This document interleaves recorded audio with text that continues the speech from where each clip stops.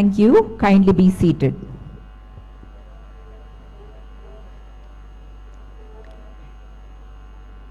With immense pride and joy, we welcome you all to a truly momentous occasion, the 20th graduation ceremony of our institution, celebrating the first autonomous batch of our undergraduate programs in computer science and engineering, artificial intelligence and machine learning, and computer science and business systems. A very warm welcome to all the dignitaries, parents, esteemed faculty, and most importantly, our graduating students.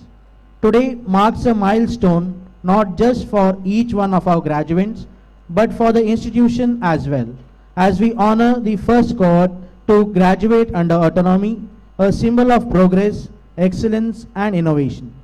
This day celebrates your hard work, resilience, and growth, not only as students, but as professionals ready to contribute meaningfully to the world.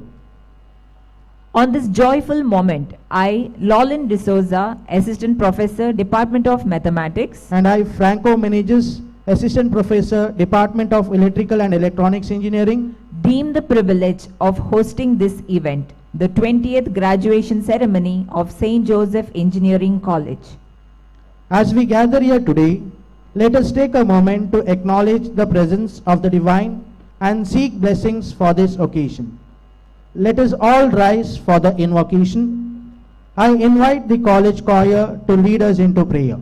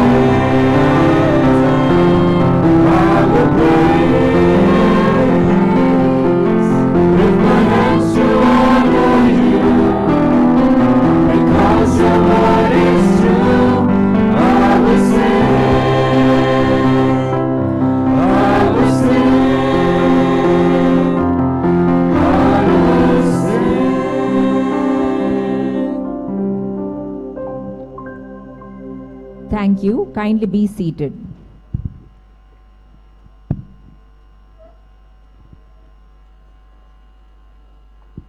On this joyful day, we are fortunate to have with us Bishop of Mangalore and President of SJEC, His Excellency Most Reverend Dr. Peter Paul Saldana, the Chief Guest Dr. Suresh H. Jangam Shetty, Vice Chancellor, Haveri University, the Guest of Honor Ms. Livia Cardoza, Associate Director, WNS Analytics, the Governing Board and Governing Council members, all the dignitaries, guests, press and media personnel, faculty members and students. I now humbly request our beloved Director, Reverend Father Wilfred Prakash D'Souza, to welcome the gathering. Your Excellency, Most Reverend Dr. Peter Paul Saldana, Bishop of the Diocese of Mangalore and President of SJEC, Chief Guest Dr. Suresh H. Jangam Shetty, Vice Chancellor of Haveri University, the Guest of Honor, Ms. Livia Cardoza, Associate Director, WNS Analytics, Assistant Director, Father Kenneth Rayner Crasta, Principal Dr. Rio D'Souza, Vice Principal, esteemed members of the Governing Body and Academic Council, Deans, Heads of Departments, distinguished guests, faculty and staff, Reverend Fathers, Sisters, parents, friends, members of the media, and my dear graduates. It's with immense joy and great honor that I extend a heartfelt welcome to all of you on this proud occasion, the 20th graduation ceremony of St. Joseph Engineering College. This year, the celebration is in the hall, normally used to have in the basketball ground. But it was very warm, very cool here at the moment. Today marks not only a milestone in the lives of our graduating students, but also a moment of celebration in the journey of our institution. For the class of 2025, this is a day of well-earned triumph, a day that crowns years of perseverance, commitment, and untiring effort. Indeed, they stand before us today as worthy achievers of their dreams. This year, 307 students from the CSC, AIML, and CSBS branches step forward into a new chapter of their lives, with the college recording an impressive success rate of 91.92%. To each of you, I extend my warmest congratulations. You have truly made us proud. At this same time, I express my deep gratitude to our faculty members for their steadfast dedication in shaping young men and women into professionals rooted in values, integrity, and excellence. It's a privilege and blessing to welcome our Bishop, the Most Reverend Dr. Peter Paul Saldana, whose presence lends grace and significance to this solemn ceremony. A compassionate shepherd and a gentle guide, Bishop Peter Paul inspires us through his vision of harmony, peace, and care for creation. Your Lordship, the Josephite family is delighted and honored to have you with us today. I now invite our Assistant Director, Reverend Father Kenneth Rayner Crasta, to present a bouquet to our President as a token of our respect and affection.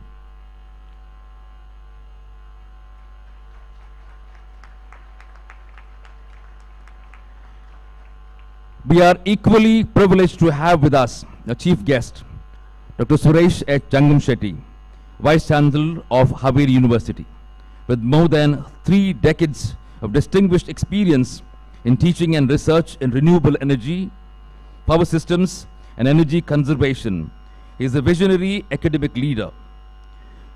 A graduate of electrical engineering from Karnataka University, Dharwad, with a master's and doctoral degree in power systems and wind energy systems from IIT Kharagpur.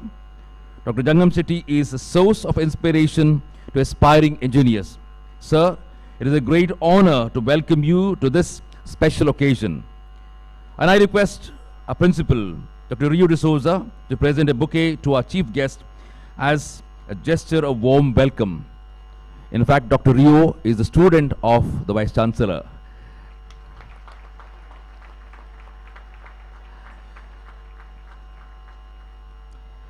We are also delighted to welcome back to her alma mater, Miss Livia Cardoza, guest of honor of today's ceremony, Associate Director at WNS Analytics and a proud alumna of this SJEC class of 2008.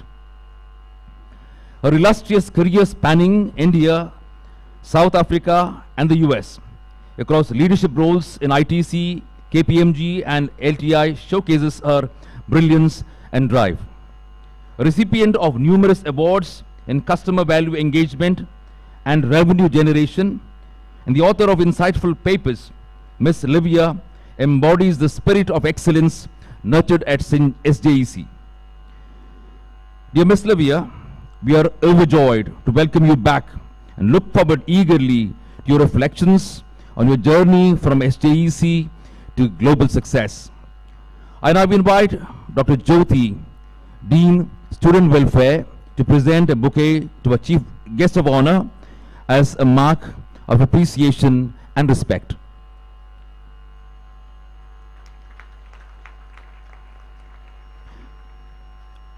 On this occasion, I also extend a warm welcome to our Principal, Vice Principal, Assistant Director, Deans, Heads of the departments, and the entire faculty and staff whose untiring dedication has made this day possible.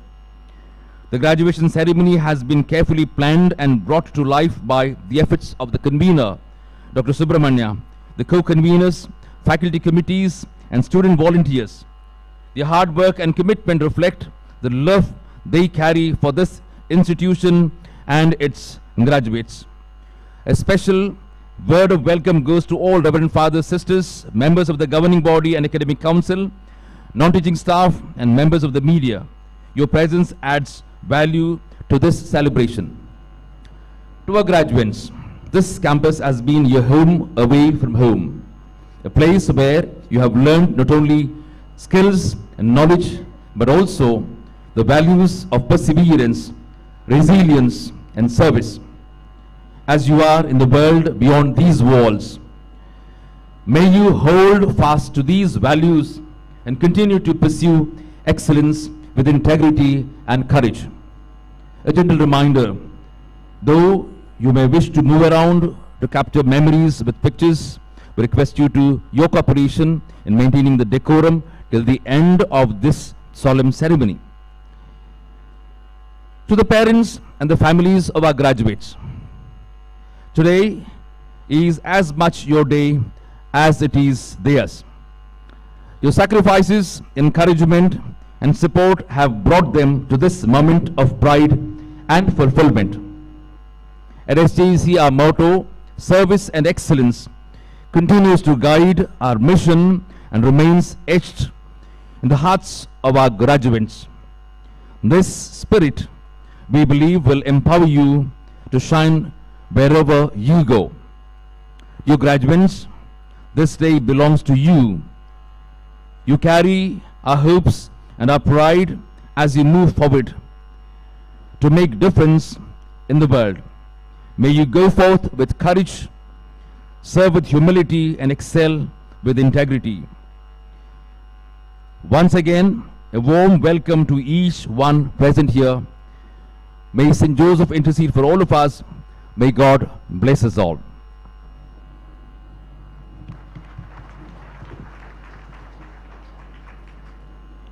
Thank you, Father, for your warm words of welcome. We welcome you to this ceremony.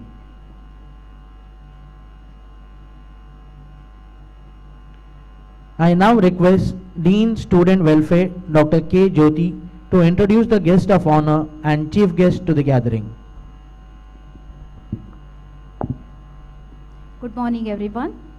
Your Lordship, Most Reverend Dr. Peter Paul Saldana, the Bishop, Diocese of Mangalore and President of SJEC, Chief Guest of today's program, Honorable Vice Chancellor, Haveri University, Dr. Suresh H. Jangam Shetty, Guest of Honor, Ms. Livia Cardoza, Associate Director, WNS Analytics, respected Director, esteemed Principal, Assistant Director, Vice Principal, Deans, Heads of the Departments, Governing Board and Council members, faculty members, proud parents, and dear graduates.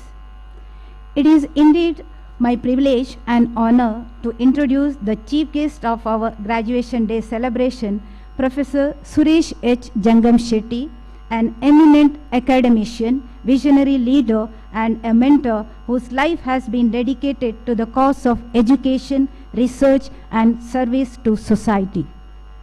Professor Jangam Shetty currently serves as the Vice Chancellor of Haveri University since March 2023, of the youngest and fastest growing public universities in Karnataka. His journey to this position of distinction is truly inspiring. He completed his Bachelor of Engineering from Karnataka University, Dharwad in 1985, followed by MTech and PhD from prestigious Indian Institute of Technology, Kharagpur. His academic foundation was laid at the Sainik School, Bijapur, where discipline, commitment, and excellence became the guiding principles of his life.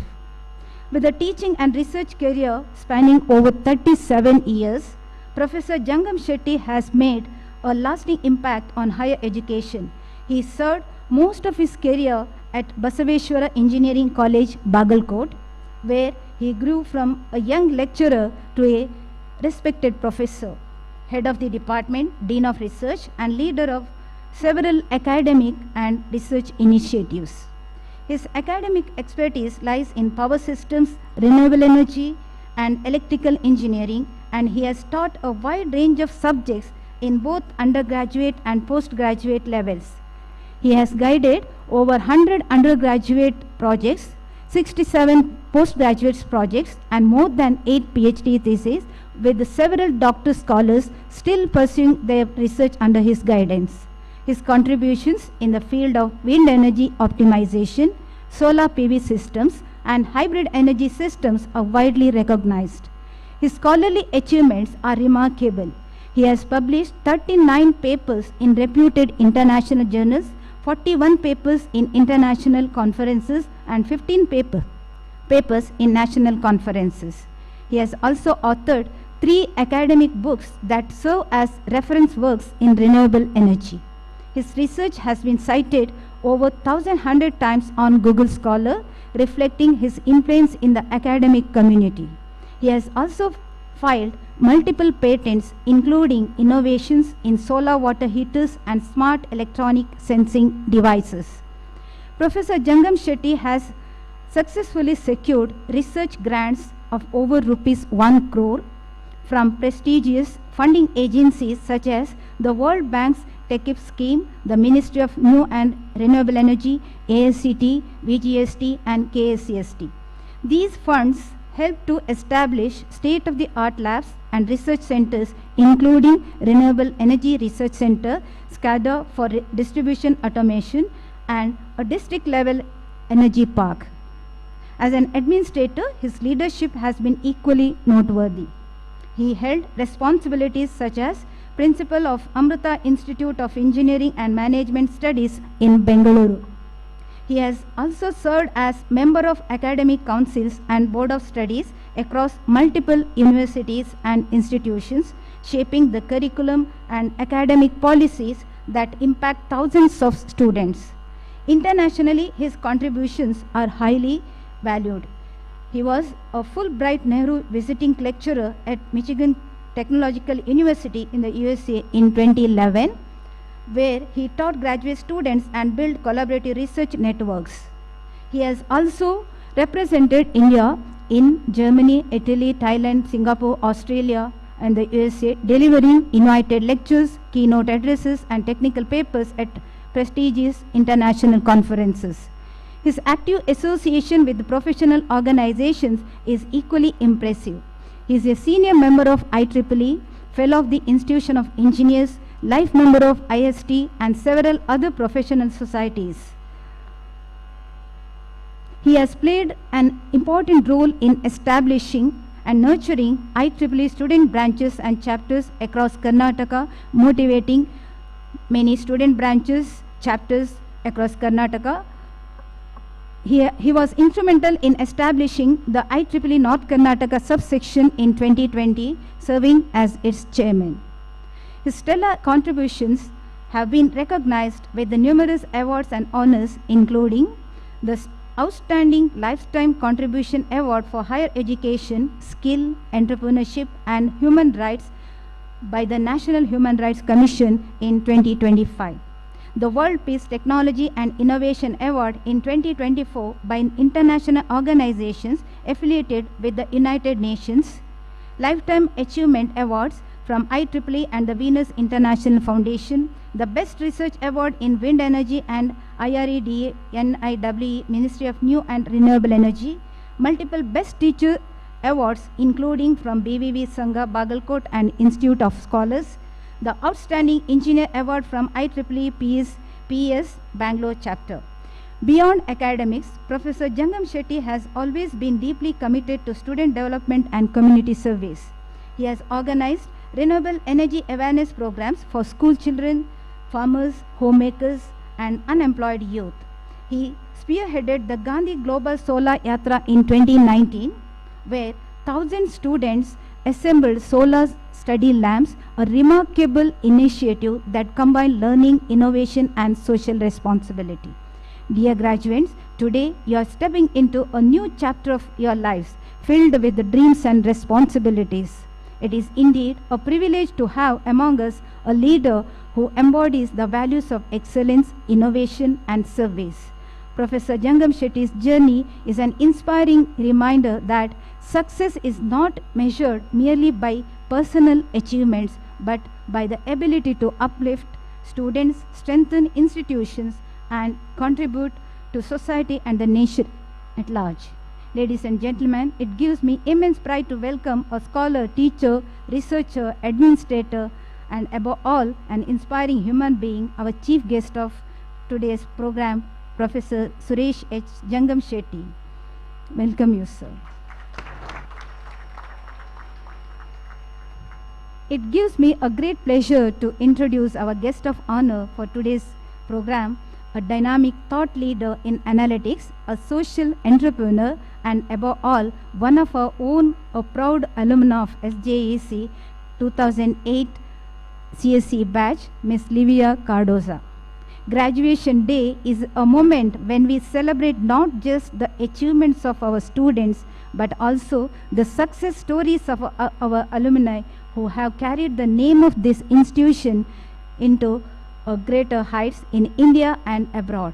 Ms. Livia's journey is one such story, a blend of hard work, resilience, global experience, professional excellence, and social responsibility.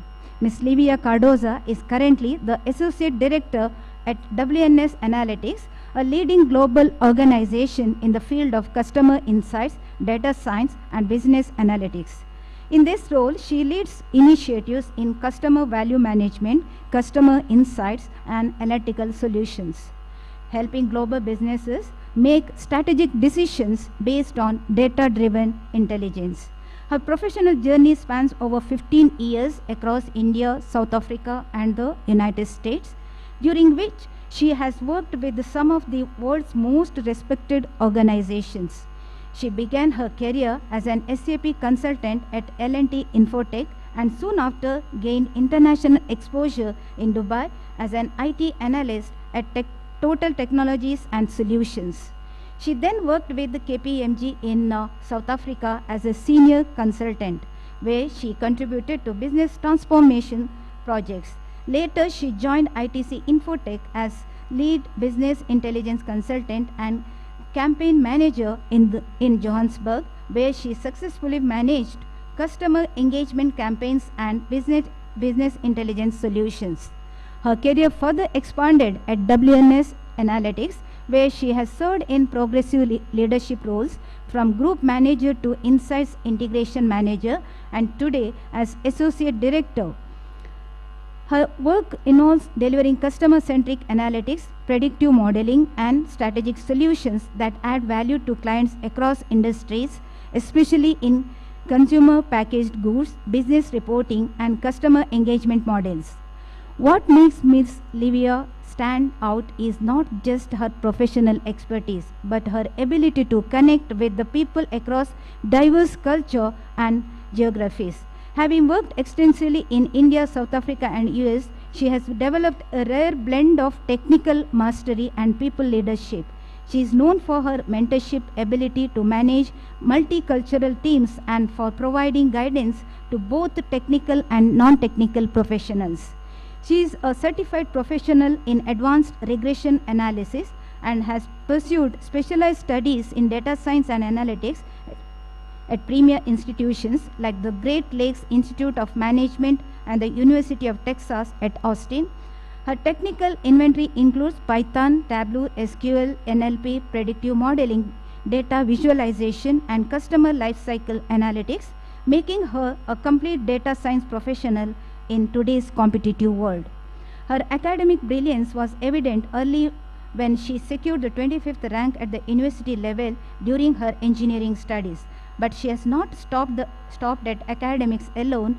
She holds white papers, authored research insights, and has won several awards in her career for customer satisfaction, revenue generation, and business excellence.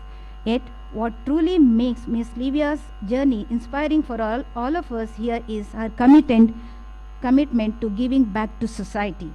Alongside her corporate career, she is the founder of the Moms of Mangaluru Trust, a non-profit community initiative that today has grown into one of the most impactful platforms for women empowerment in our region, with more than 40,000 women members. This platform provides support in areas such as employment, healthcare, social justice, and emotional well-being. Her work through Moms of Mangaluru has been nationally recognized. The community was awarded India's Most Engaging Facebook Community Award by Conversite in 2020 and the Best Support Group for Mothers in India Award by World of Moms and First Cry in 2018. And it is indeed inspiring to have among us someone who once sat in the same classrooms as you, walked the same corridors of this college, and has now gone to achieve global recognition while staying deeply rooted in our community. Ms. Livia Cardoza stands as a shining example of what an SJC alumnus can achieve with determination, continuous learning, adaptability, and a sense of social responsibility.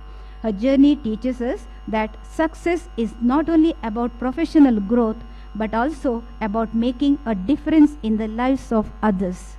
On this momentous occasion, it gives me a great pride to welcome back to her alma mater as our guest of honor, a leader, achiever, and change maker, Ms. Livia Cardoza. Thank you.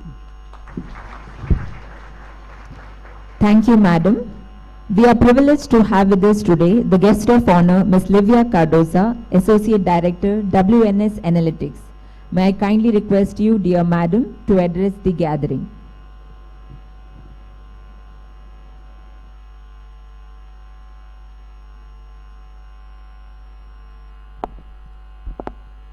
Good morning, everyone.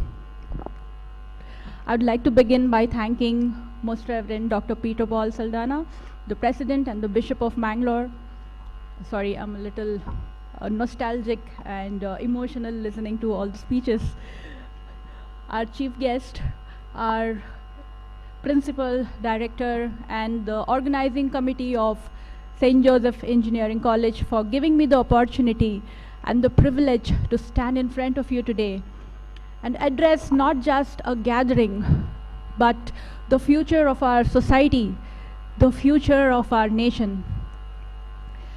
This morning, on my way here, I'll be honest with you, I was really nervous. I kept asking myself, what do I say to this young, energetic, and well-informed crowd? And then it got me thinking, maybe I should start with something that connects us. You know, more than a decade ago, I was just like you, sitting in a gathering as yourself, being addressed by dignitaries who gave us inspiring insights and guidance. And at that time, it sounded so superficial, almost like those motivational quotes that we just scroll past on Instagram and Facebook. But today, fast forward 1 decade, I can tell you with conviction that it is true and they were right. I walked these hallowed hallways. I sat in these classrooms, obviously not in this building, this wasn't there then. But most importantly, I made my time count. And that is exactly what I want to emphasize here. Making your time count is a privilege that not many in our country have today. But no matter what your social and economic background is, today you stand here at the cusp of entering that world to make a meaningful impact. And that is a privilege. A privilege that you've earned, something that you need to build on from here and not let it squander. Many of you will go on to start your professional careers from here. Some of you have already started. Some of you will study further, and a few of you might also create jobs for others by starting something of your own. But remember, no matter which path you choose, that privilege comes with a responsibility, and that responsibility is always twofold. One is to never stop pursuing excellence, never. And the second is to always lift others as you rise up. All right, I've spoken a lot about privilege now, and I'm sure that's sounding philosophical to most of you. So let me switch gears to something that's more real and practical. I can stand here and keep telling you that it's a beautiful world out there, but it's not always the truth. The world outside is challenging. The world outside is unpredictable. The world outside is ever changing, socially, economically, and most relevant to all of you today, technologically. We are in the midst of Industry 4.0 and beyond.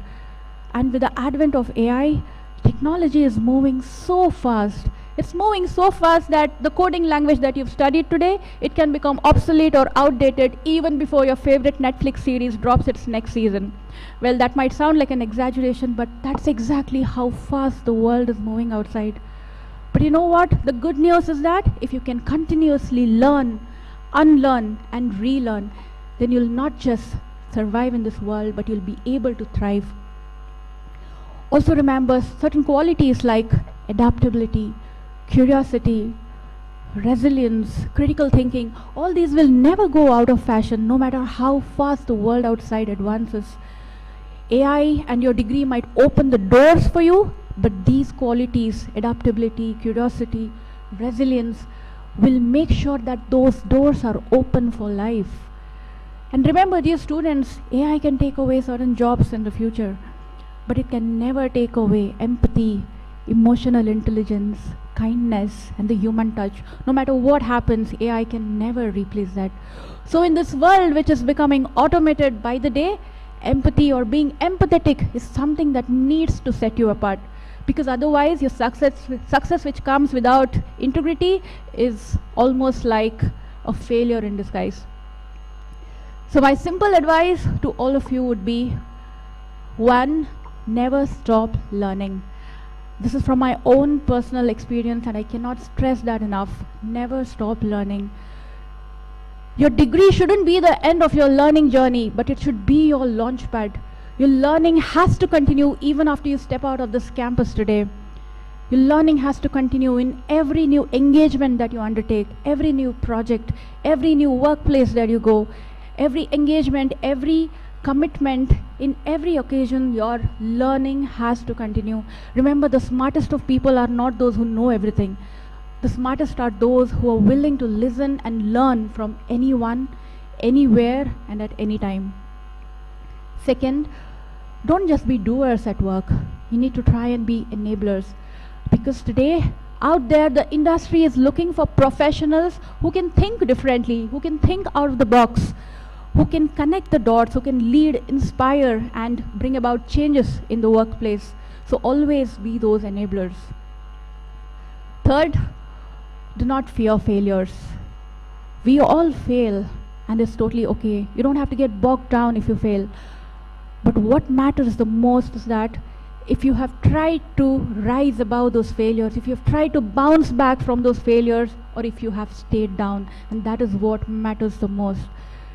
And that reminds me of Thomas Alva Edison, who once said, "I have not failed, but I've discovered 10,000 different ways that don't work for me."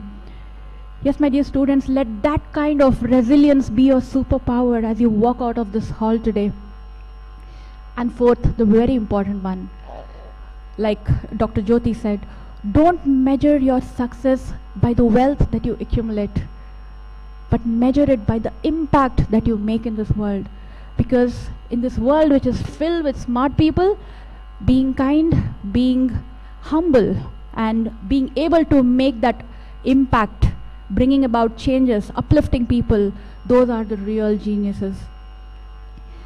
And as Dr. APJ Abdul Kalam once said, dream, dream, and dream, because your dreams transform those thoughts of yours, and those thoughts result into actions. Here is not talking about those dreams that we see when we go to sleep, but those dreams which never let you sleep. So my dear students, don't just chase your future, but you shape it. Shape it with the courage to dream big. Shape it with the clarity to think and the conviction to act upon your dreams. So as you walk out of this hall today with those prestigious graduation certificates in your hand, don't just carry those big dreams of yours, but also carry the pride of your families, the pride of your community, the pride of your society, your lecturers, professors, teachers, and everybody who matters to you. Carry them with courage and make them proud. So class of 2025, congratulations. Congratulations on this big day. Go out there, dream big, build boldly, rise stronger together, and most importantly, make your time count in this world. Good luck to each and every one of you, and continue making us proud. Thank you. Thank you, madam, for your thought-provoking words. Now, the moment we have all been waiting for, the conferring of graduation certificates. This is a proud milestone for our graduates, marking the culmination of their hard work, dedication, and perseverance. We now move on to the most significant part of our ceremony, the distribution of graduation certificates. Each name we call represents a journey of effort, learning, and achievement. It is now my pleasure to invite the guest of honor, Ms. Livia Cardoza, along with our principal, Dr. Rio D'Souza, to present the certificates to the graduates of Artificial Intelligence and Machine Learning and Computer Science and Business Systems. We request Dr. Aravinod N., Associate Professor and Head of Department of Intelligent Computing and Business System, to join the guest of honor as they present the certificates. The names of the graduate will be read out by Dr. Sabina Bhaskar, Associate Professor, Department of Intelligent Computing and Business Systems.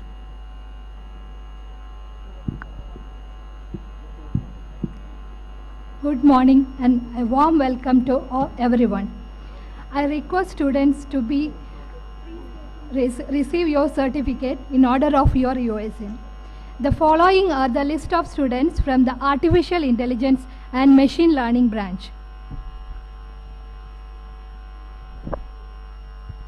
Okay. No. The first name is Aditya Shetty.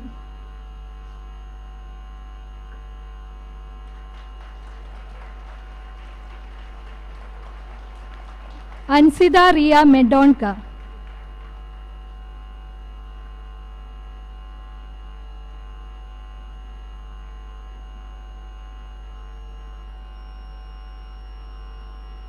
Anupama S.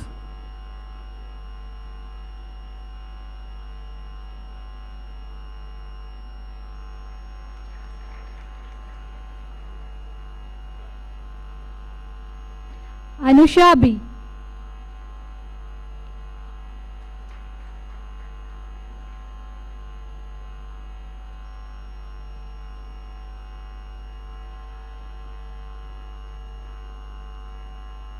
Arshit Glanvin was.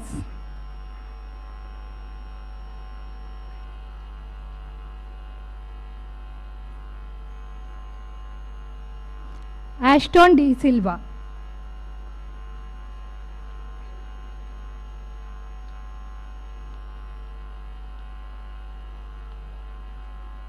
Crystal D'Souza.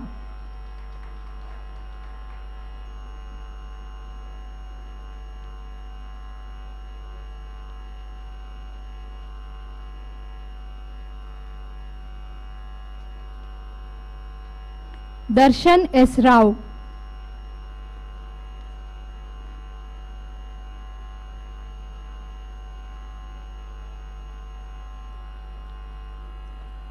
Dixon David.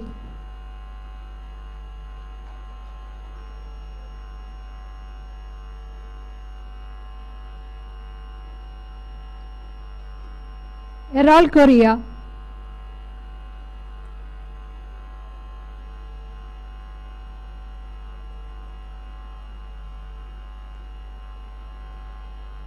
Fiona Caroline.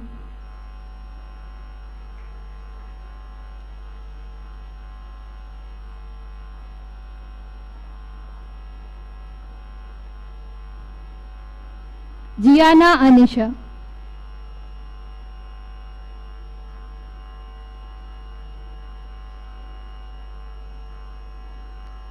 H. Kuldeep Shenai.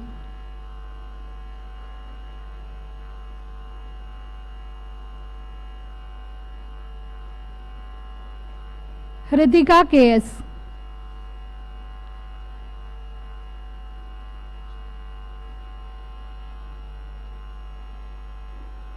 Imad Sharif.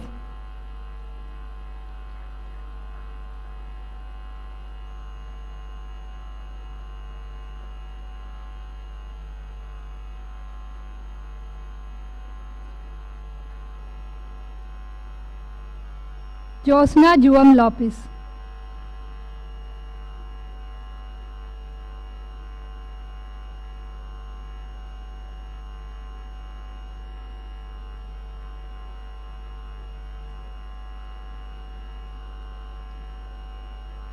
Kirtan Vinoy.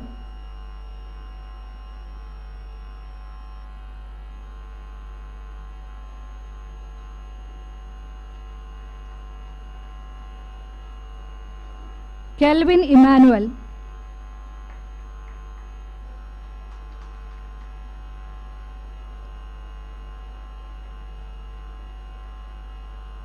Malcolm Joshua.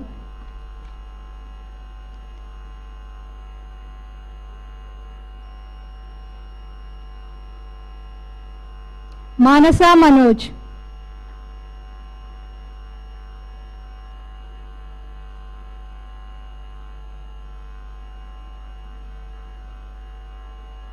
Manasa Sherin D. Costa.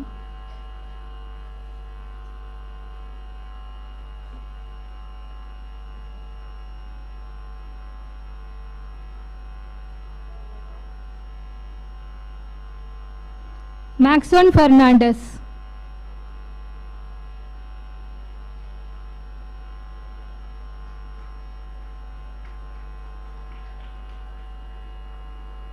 Mishab Hassan.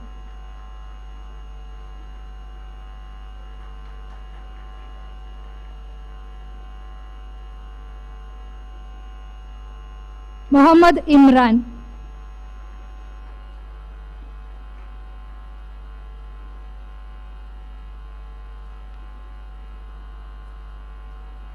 Navya Hegde.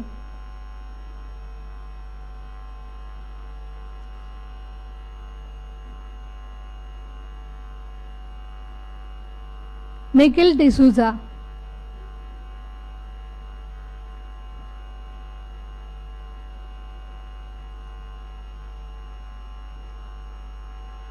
Preetam.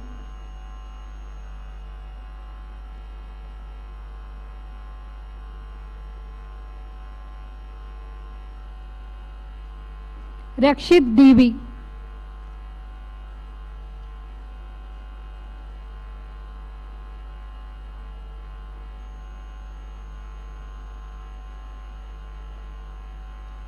Ranvile Christopher.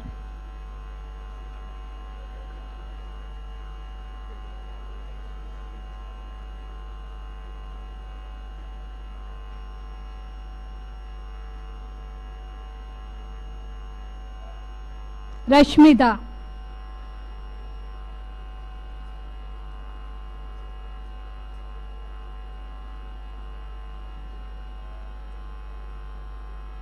Rachel Nikita.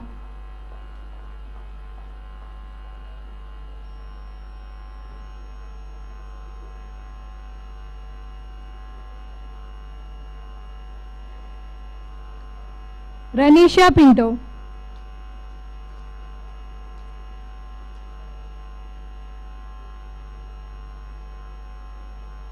Samrita A.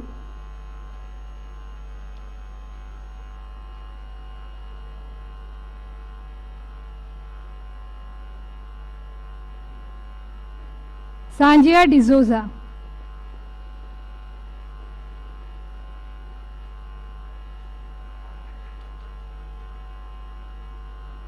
Sandhya Kumari.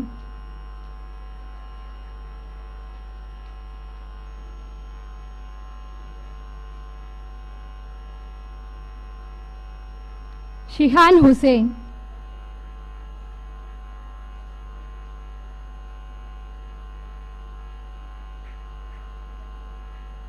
Sri Hari.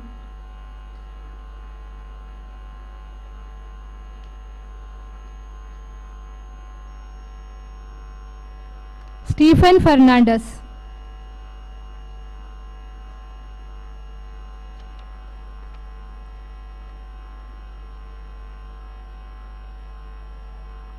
U. Preetham Rao.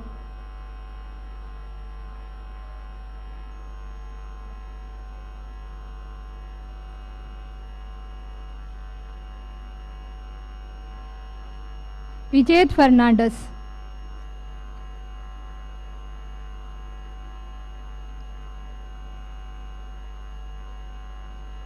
Felicia Morris.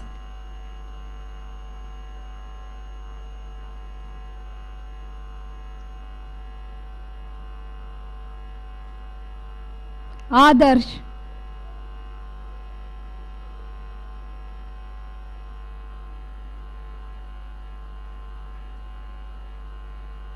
Ananya.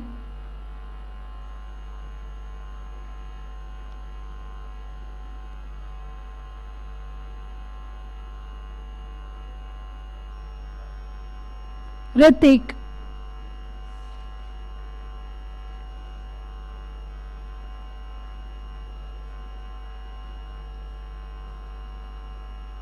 Next, I will read the names of students from Computer Science and Business System branch.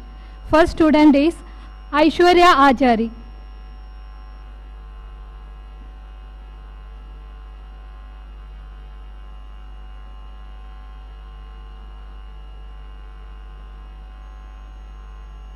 Akash Acharya.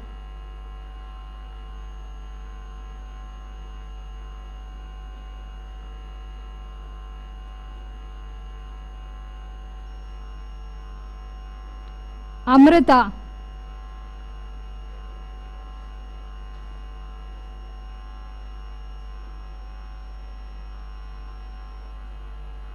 Anvida K.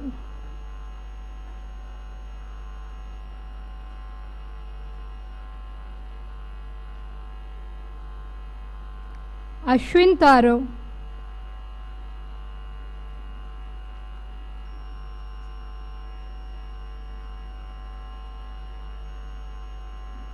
Avin Francis.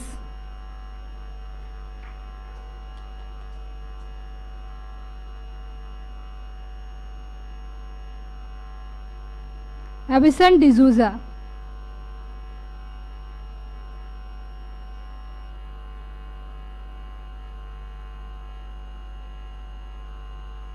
Bennett Herman.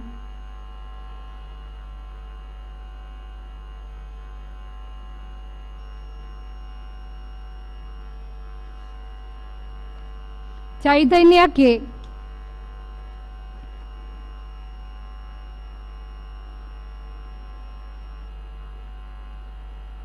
Chirag.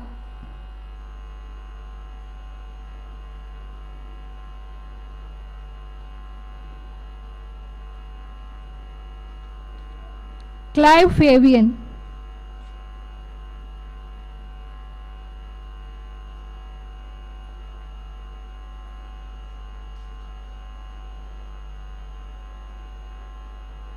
Darren Jude.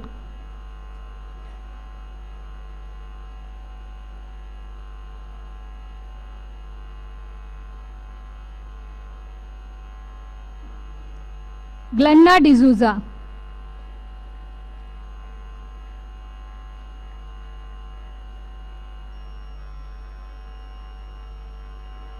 Daniel Rosario.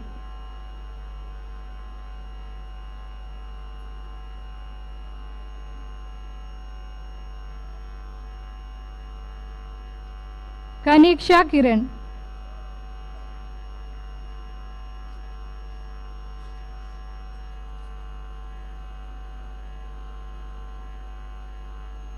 Kenneth D. Costa.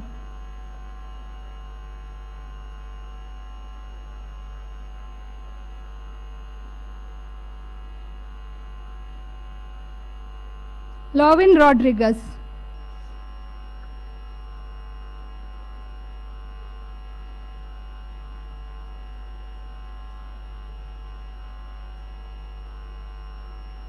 Legna BR.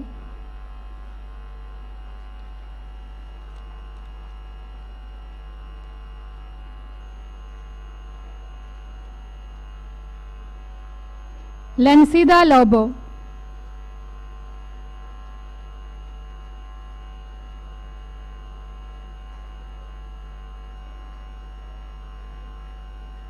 Lester Steve.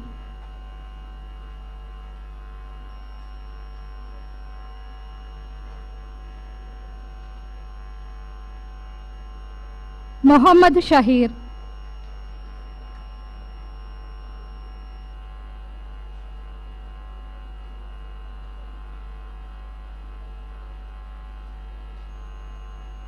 Mohammad Sarosh.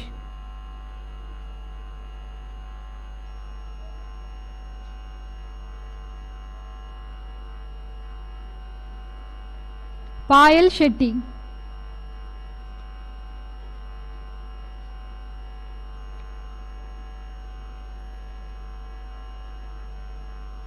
Prajwal Pinto.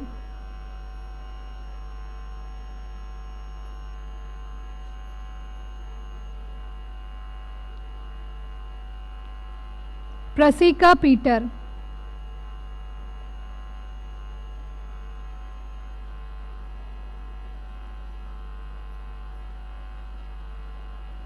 Rikita D'Souza.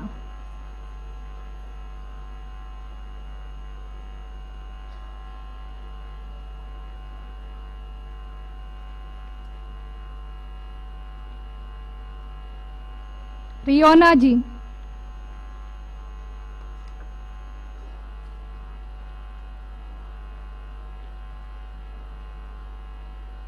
Sakshi Pai.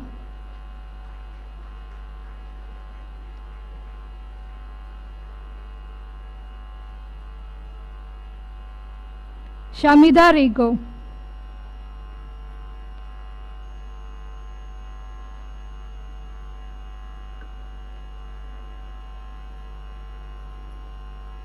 Shane Dion.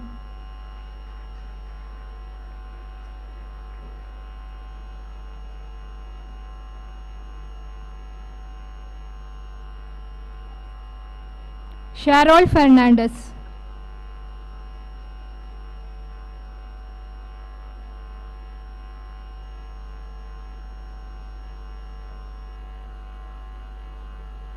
Sharon Taina.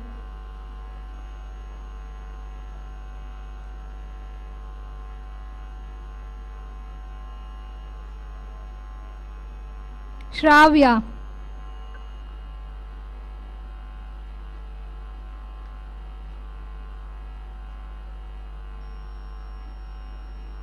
Shravya KM.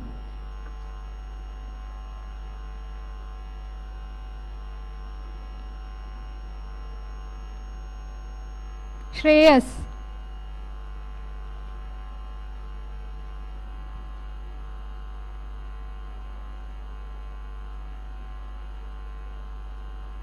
Shrita CP.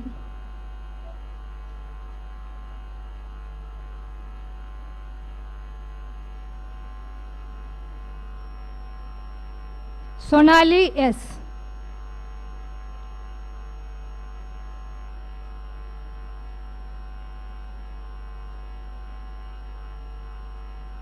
Stephen D'Souza.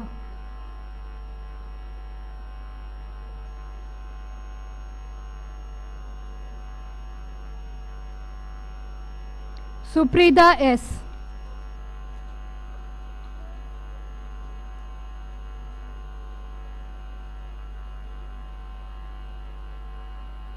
Trisha M.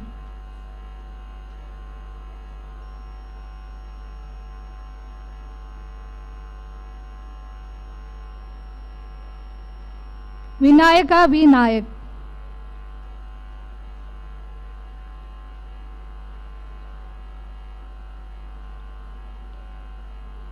Alvina Dale.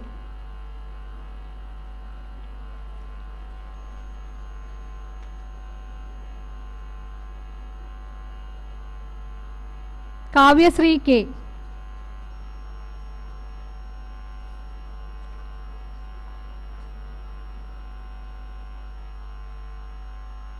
Congratulations to all graduates. Thank you for your support and cooperation. Thank you. Thank you, Madam and Sir.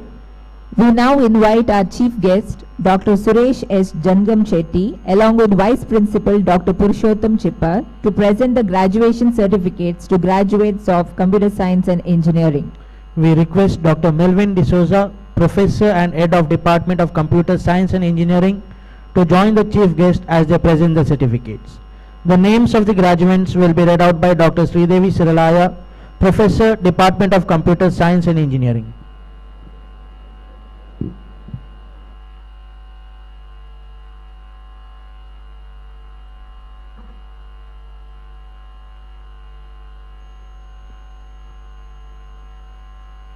A warm good morning to one and all present here. I will now be reading out the names of Computer Science and Engineering graduates. Joel Menezes.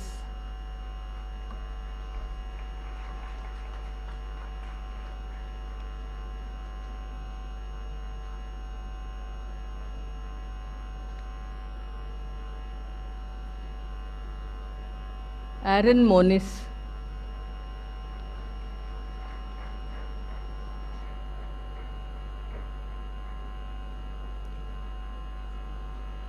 Abhinav Yadav.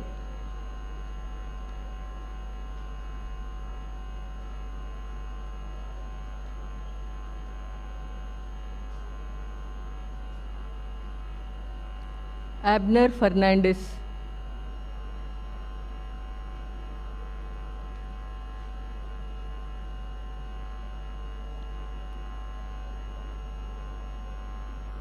Advait Sajeev.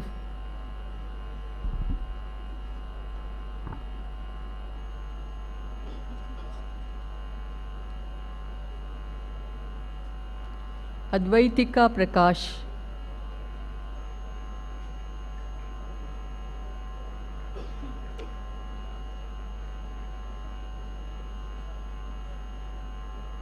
Afreen Tabassum.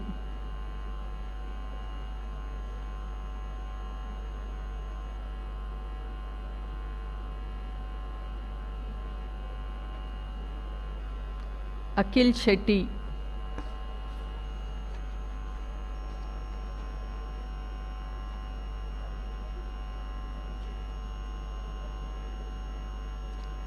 Alden Rego.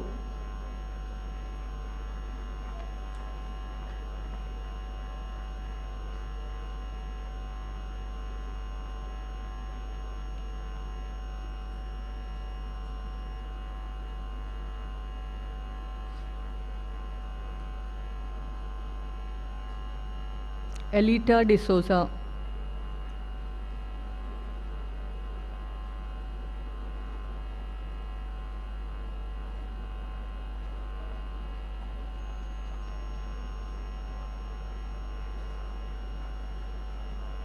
Alan D'Souza.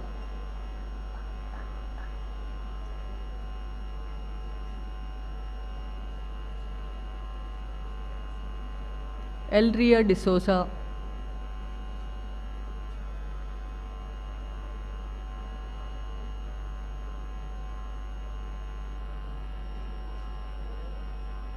Amisha Gowda.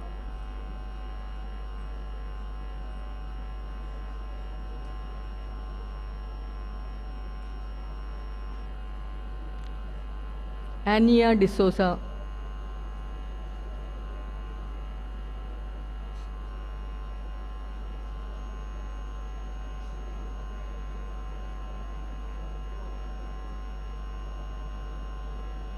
Anvaya,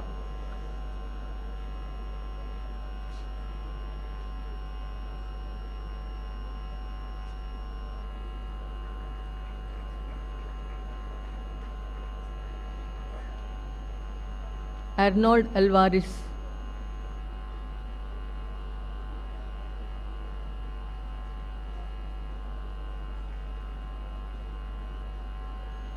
Arvind De Silva,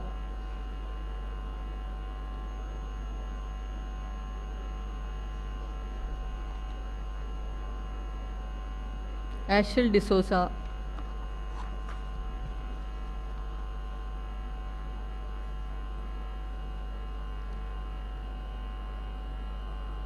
Ashriya Rego,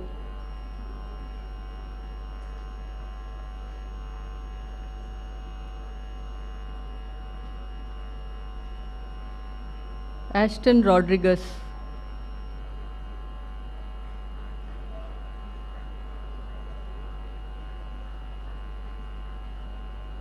Atul V,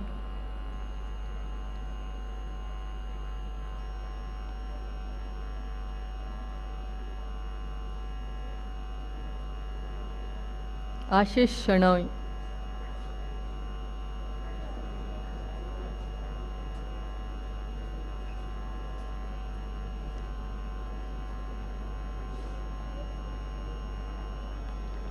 Bharat,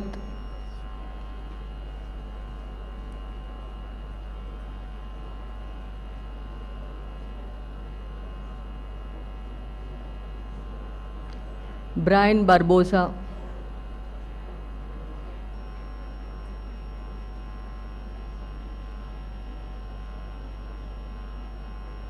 Chaitanya,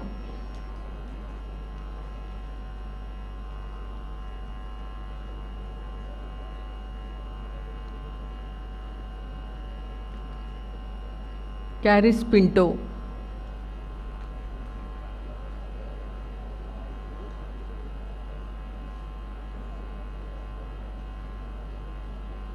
Chinmayi,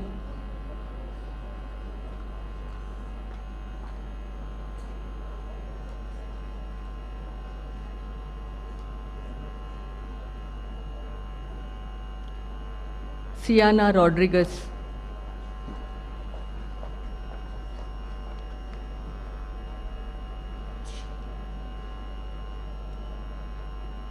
Darren Pereira,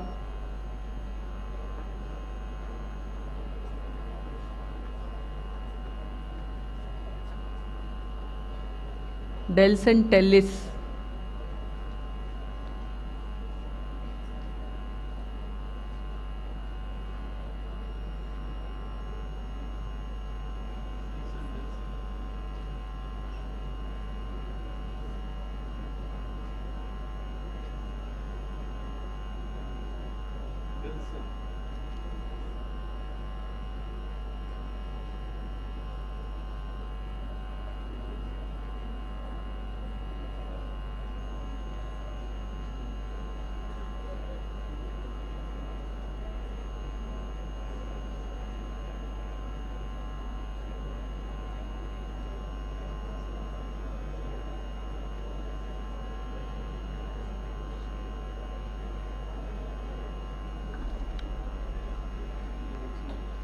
Devanand Prabhu,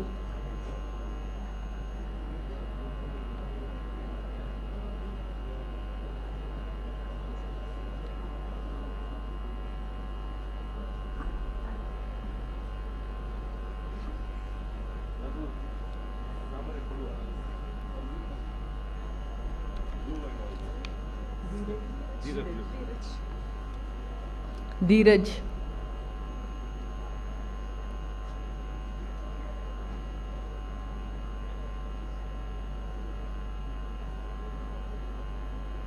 Dhruv Chandrahas,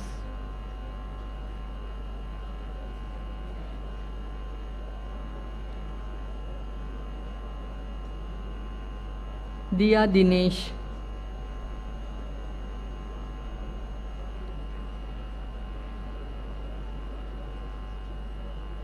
Abby Regi,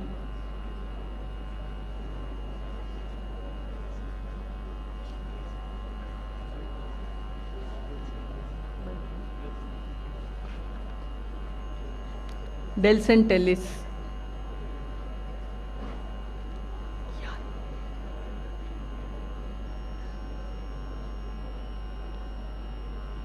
Ian Sequeira.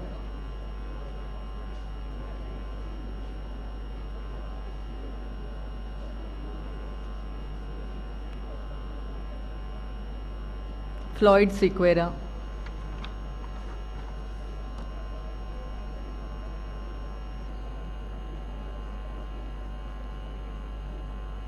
Ian Di Mello.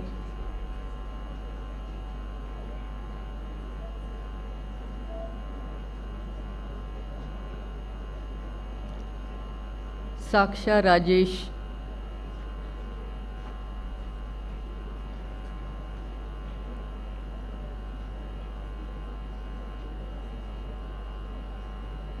Jacqueline Sequeira.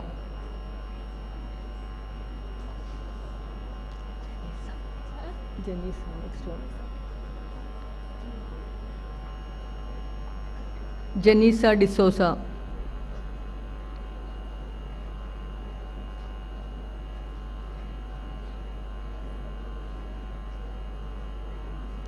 Jessica D'Souza.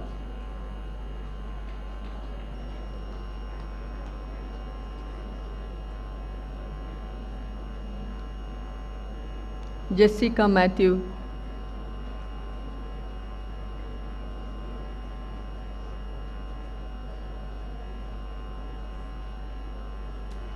Justin D'Souza.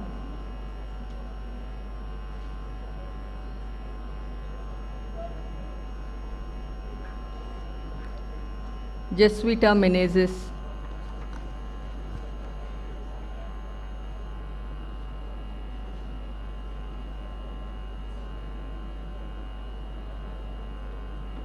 Joel Fernandez.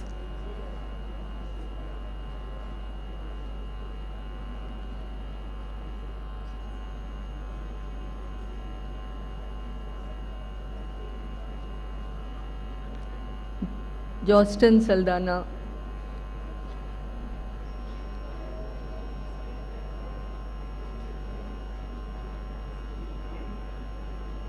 Joyvian Benes.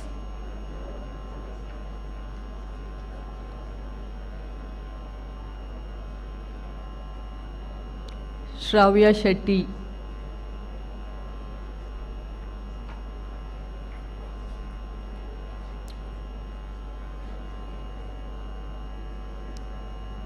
Kirtana.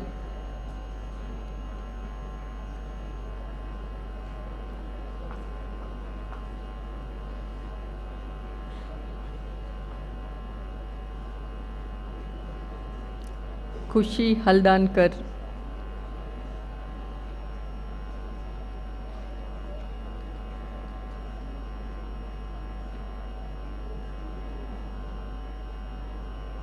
Layona Di Mello.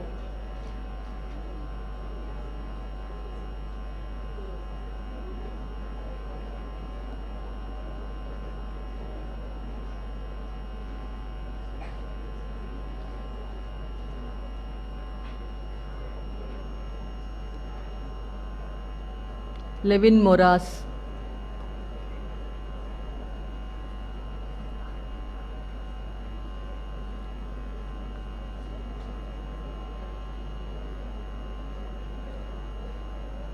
Liba Zainab.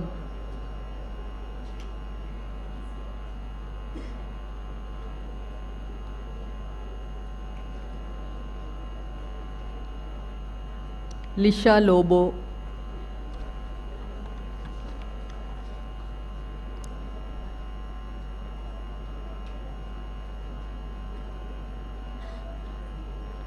Kushi Suvarna.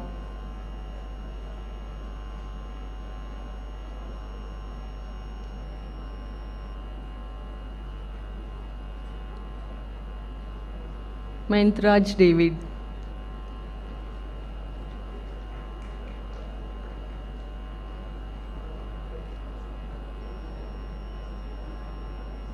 Melisha D'Souza.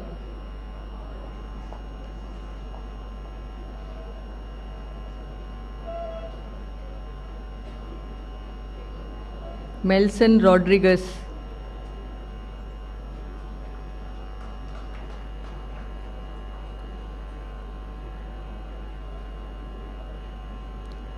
Michelle Krasta,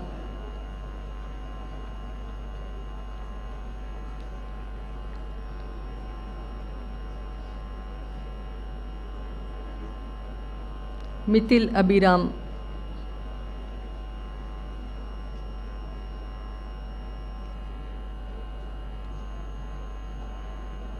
Mohammad Mustafa,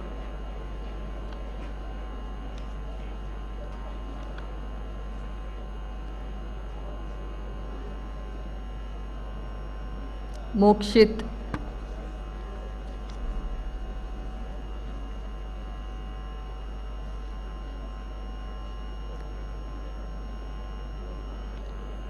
Neema Rao,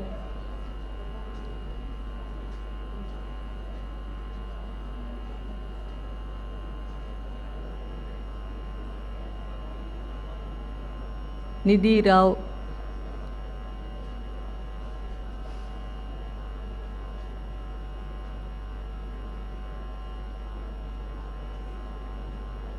Nishant,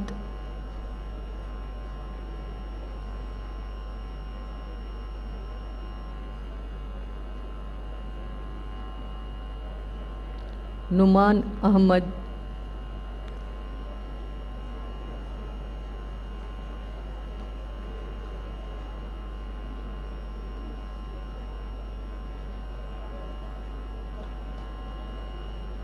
Pooja Bai,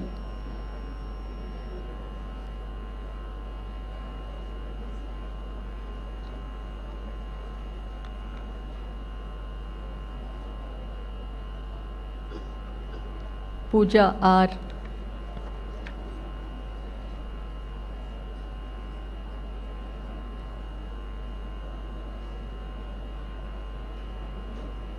Prajwal,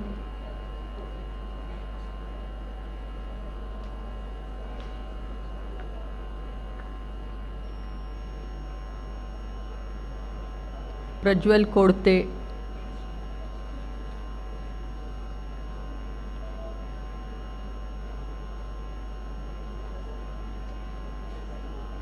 Pratiksh,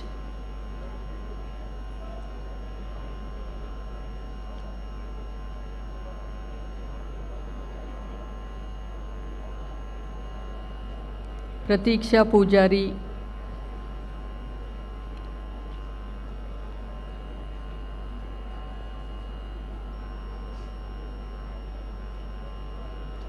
Pratyusha,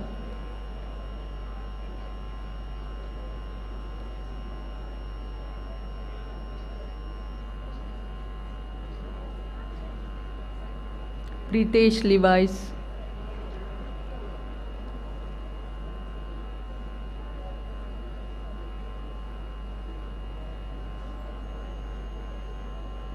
Priyanka Maya,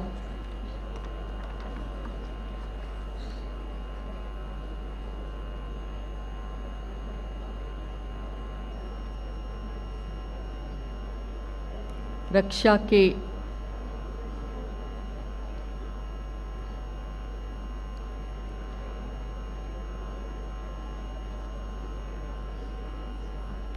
Rashmit,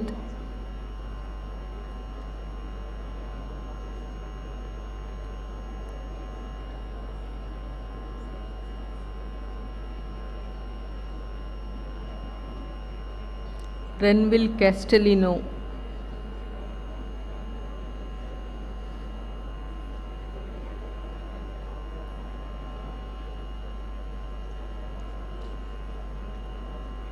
Ria D'Souza,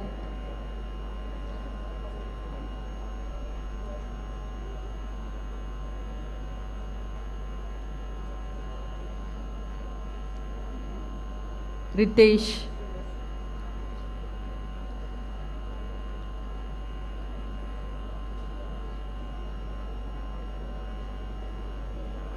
Rohit Pujari,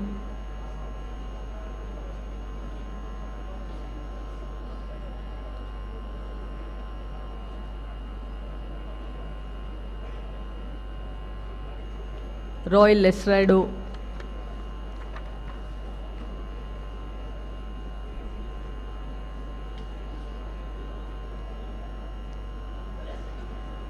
Ruan D'Souza,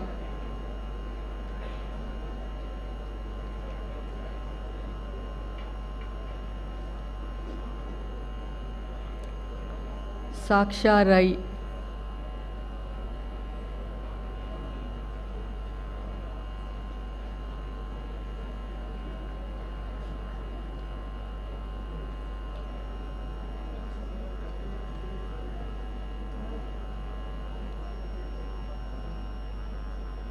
Sakshi Vittal,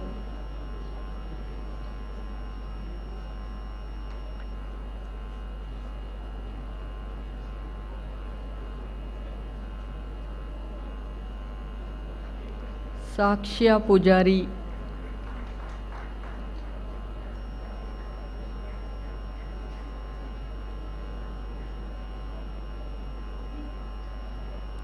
Samiksha,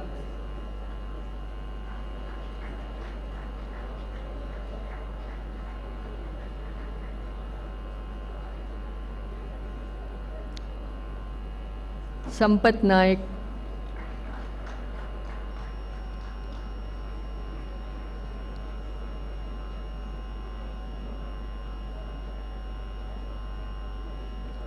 Samvin Pereira,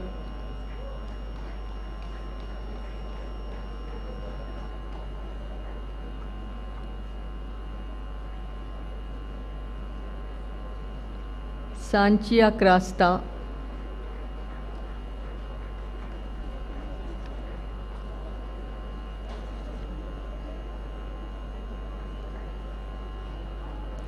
Sian Moniz,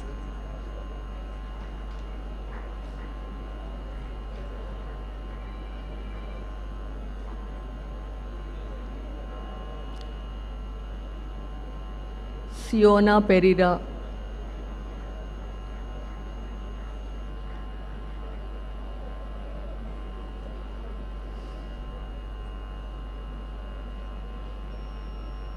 Shaman,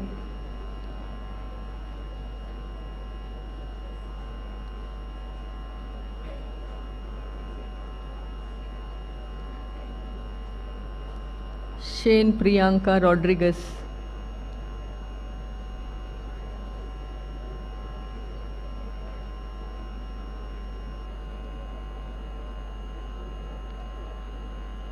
Shanol D'Souza,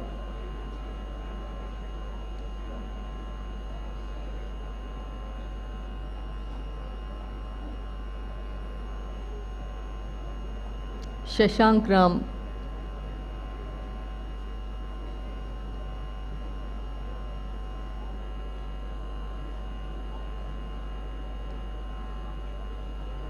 Sean Furtado,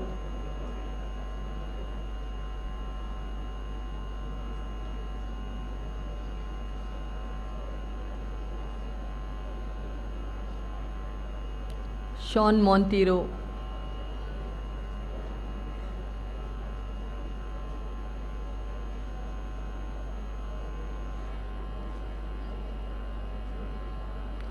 Shilpa Nayak,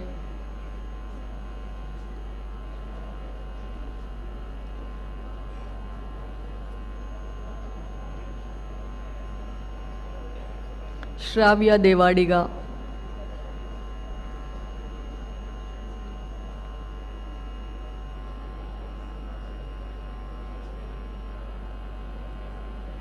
Shreya Kamath,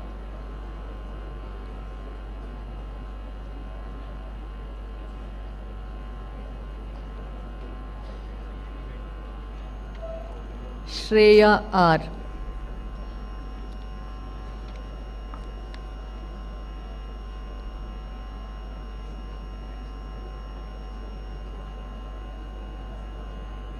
Sridhara,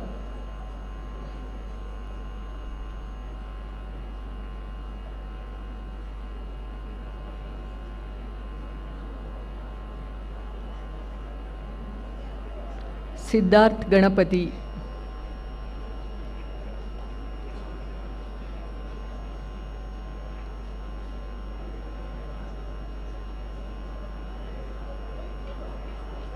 Simon Montero,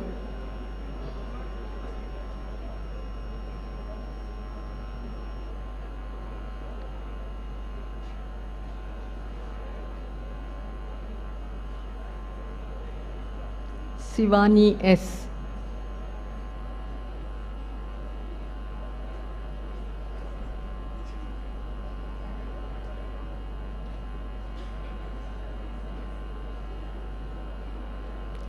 Sian Musa.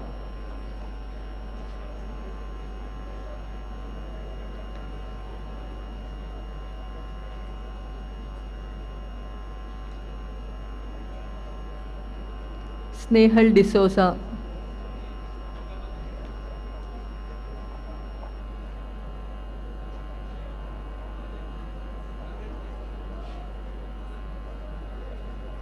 Sohan Mascarenhas.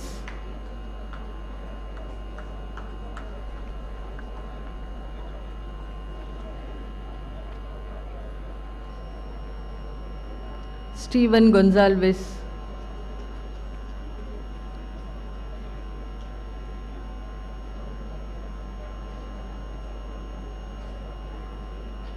Sudhakar Devar.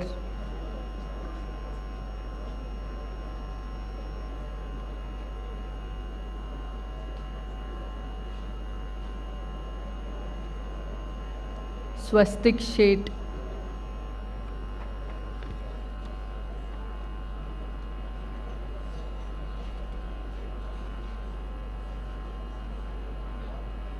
Swedel Pinto.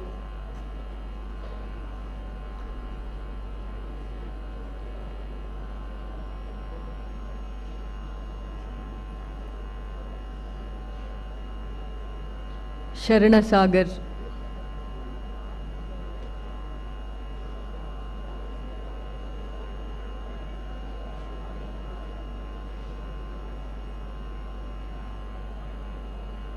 Harshavardhana.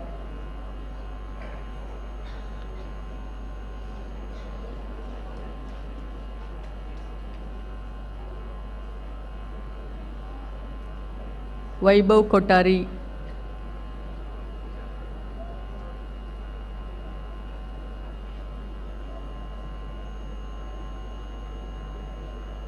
Vaishnavi.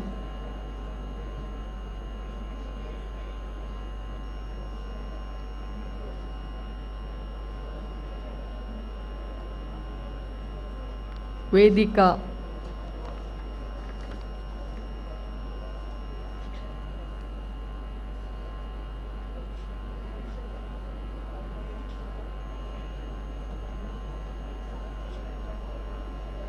Vinay Castellino.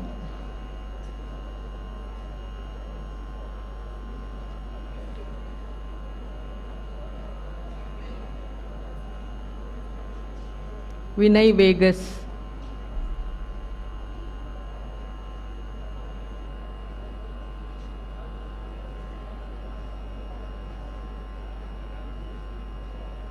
Vyasa Nayak.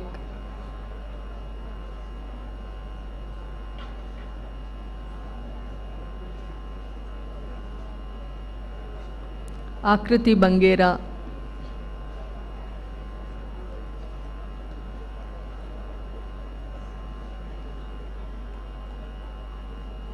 Dhanashri.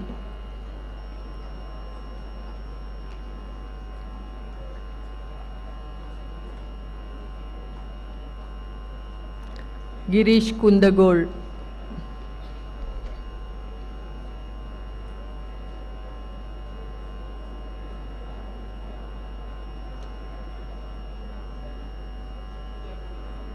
Jinuta.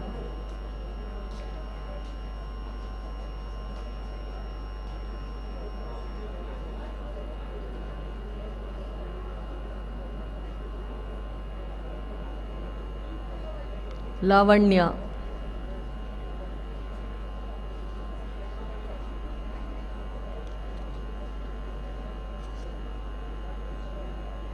Shashank Prabhu.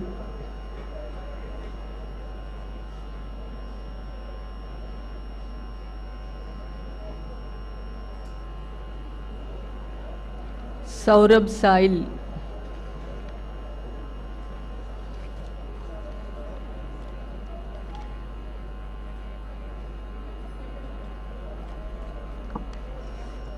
Vaishali.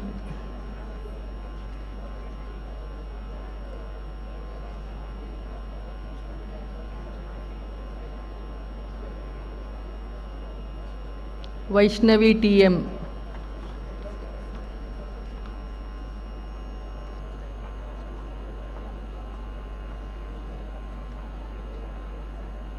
Akshaya Kumar.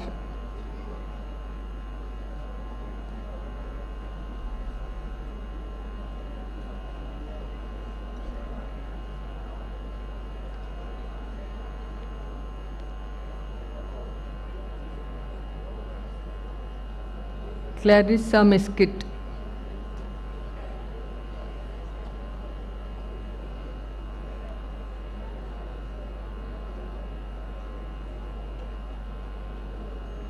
Lester Fernandez.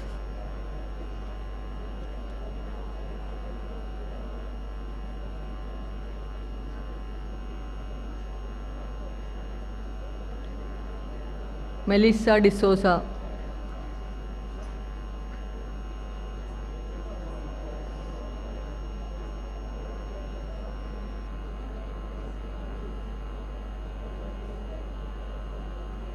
Roshni Martis.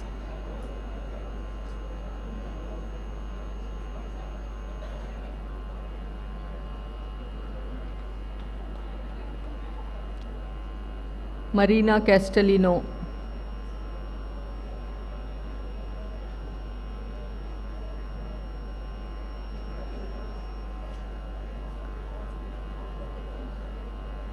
Laksha.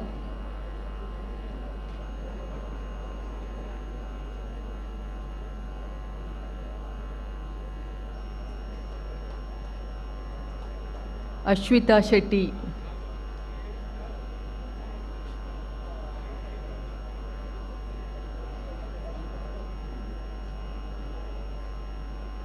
Chandrika Patil.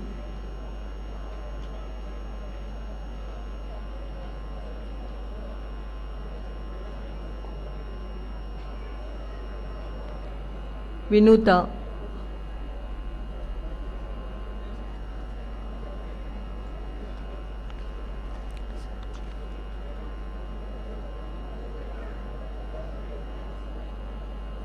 Sahana PA.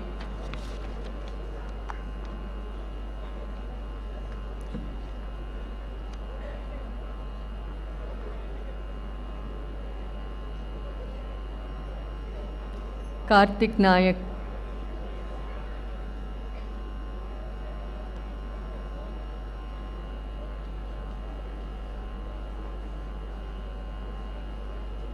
Prastuti.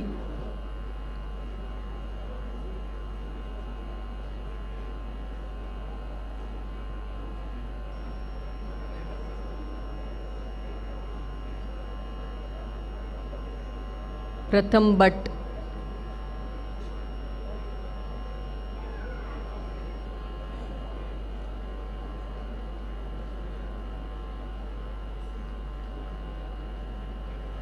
Pratibha.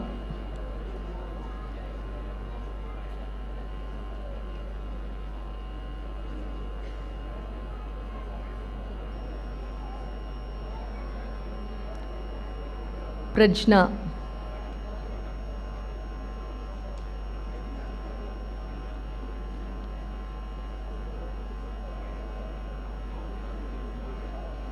Sadafa.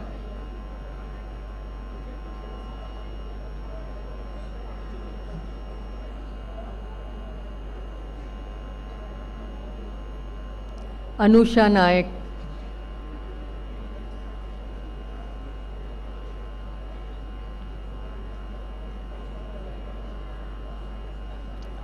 Hanumareddy Bandi.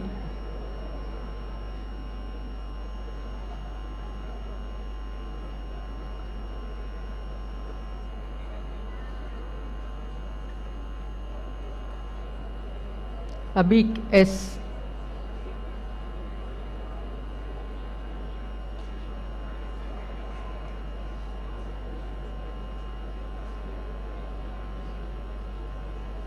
Venisa.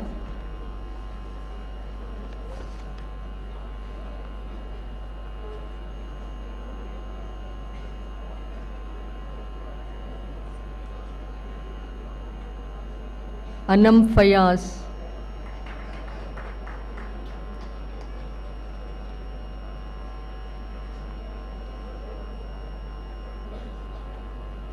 Rohan Kumar,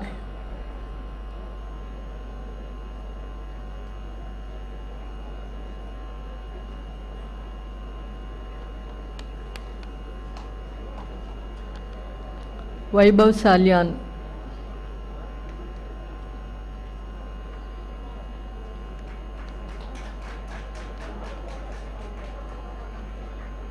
Anurag Gatti,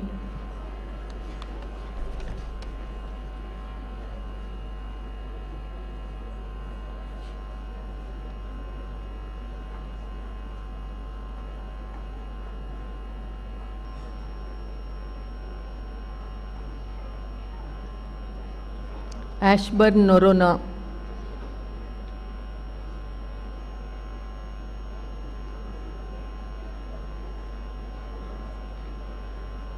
Karishma,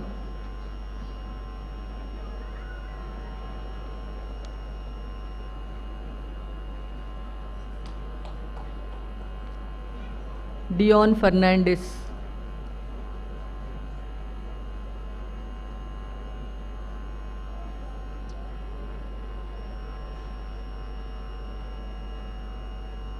Disha,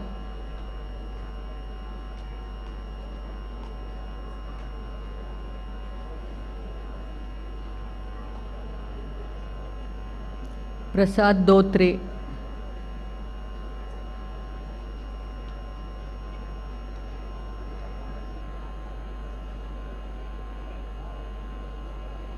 Sushmita,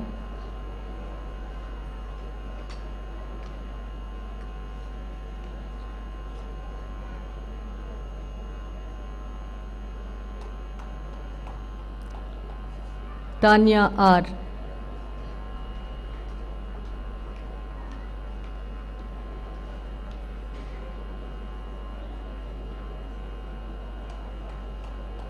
Abraham George,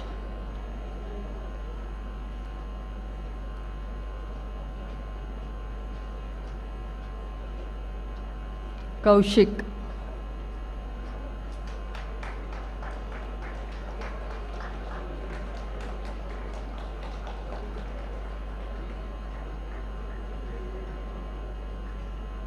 Rovin Lobo,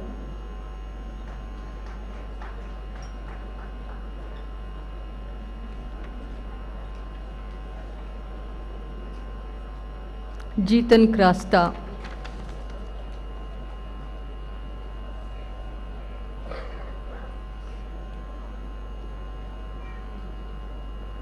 Aston,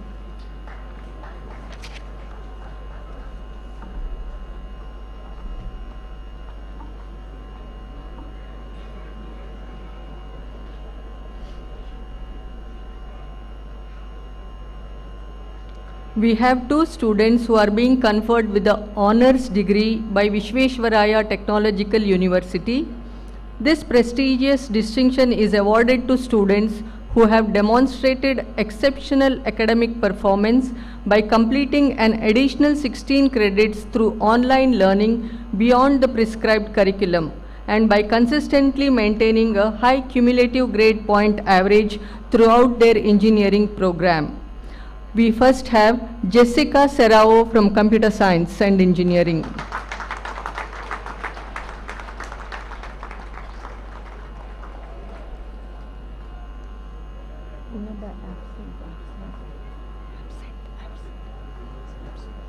Should I read the name? Read? No. Yes. The other student is Mr. Jaden Machado from AIML department, who is not present today. Congratulations to all the graduates. Thank you. Thank you, sir and madam. St. Joseph Engineering College provides holistic education to students with the tools to realize their potential and courage and a vision to use this education in service of humanity with excellence. It is the dream of this college to see all Josephites implement this in every aspect of their lives. To symbolize this, dear graduates, you will now be led into the oath-taking ceremony. May I request Dr. Rio D'Souza, Principal, to lead the graduates in reciting the graduation oath. Over to you, sir.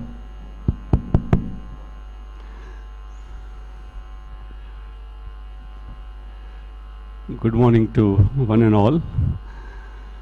On this beautiful occasion, I am really happy to share the stage with my teacher and the chief guest, Professor Jangam Shetty, as well as my student and guest of honor, Miss Livia Cardoza. That is how working in an institution gives you a great opportunity to pass the baton, and it's a proud moment for us. This is the first autonomous batch of engineering graduates going out of St. Joseph Engineering College. Indeed, a very proud occasion for us. I request all the graduates to please rise.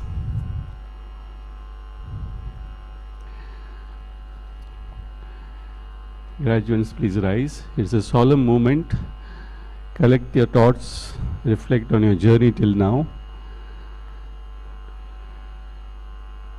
Please stretch out your right hand. With the blessings of Most Reverend Dr. Peter Paul Saldana, the Bishop of Mangalore and President of SJC, the permission of our Director and Assistant Director, and the best wishes of all the teachers, the chief guest, the guest of honor, and your parents, in the presence of all of us, I will now lead you into the oath that will admit you into the profession of engineering. Kindly repeat after me. On this august occasion of graduation day, as I enter into my profession, I solemnly pledge that honesty, sincerity, and hard work shall be the cherished values of my life. The motto of St. Joseph Engineering College, Mangalore, namely service and excellence, shall be the guiding principle of my life. I promise to maintain the honor, integrity, and dignity of my profession. I shall always place my country above self. May God help me. Congratulations, batch of 2025. You have done it. Thank you, sir, and congratulations to the class of 2025. We are all proud of you. SJC wishes you the very best. Good luck to you. We are fortunate to have with us today our chief guest and eminent personality, Dr. Suresh H. Jangam Shetty, Vice Chancellor, Haveri University. I humbly request you, sir, to inspire the graduates and all of us with your words.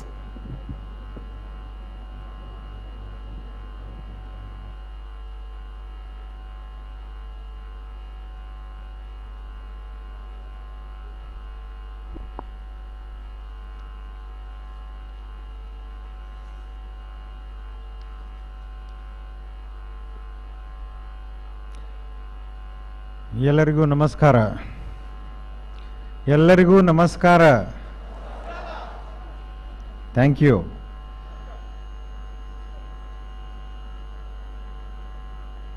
ವೇದಿಕೆ ಮೇಲೆ ಆಸೀನರಾಗಿರುವ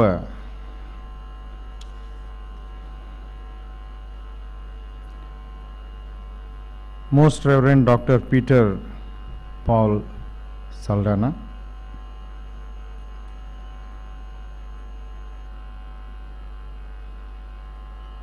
on the dais we also have the director, Reverend Wilfred Prakash D'Souza, Principal Dr. Rio D'Souza, Miss Livia, the alumni of this institute, Vice Principal, the conveners of this program, heads of the departments, parents and the graduates. Feel very happy to be here amidst you all.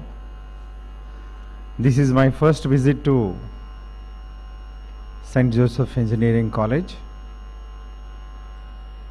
but I do have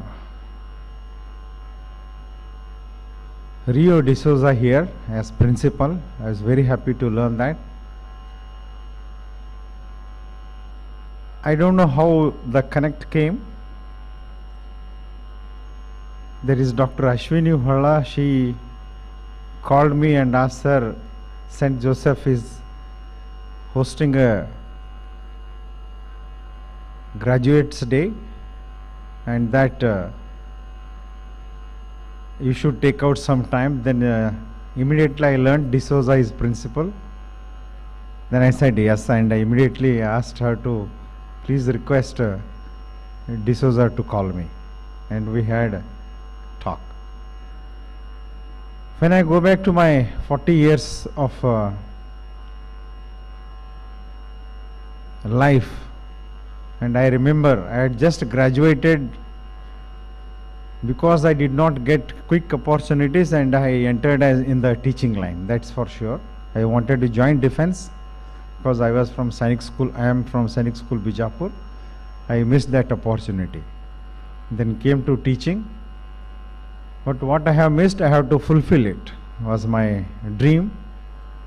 And probably today, when I saw Rio D'Souza also making all the arrangements in a highly disciplined way, and that I found the same thing here with the people, teachers and students also. I felt, well, it's really worth living. That's my experience of today. I must congratulate all the graduates. I must also congratulate their parents, and I also feel very happy to congratulate the teachers and the management which is behind this. All have same thoughts in their mind, that the child who graduates should be a wonderful citizen of this country with knowledge and all the skills.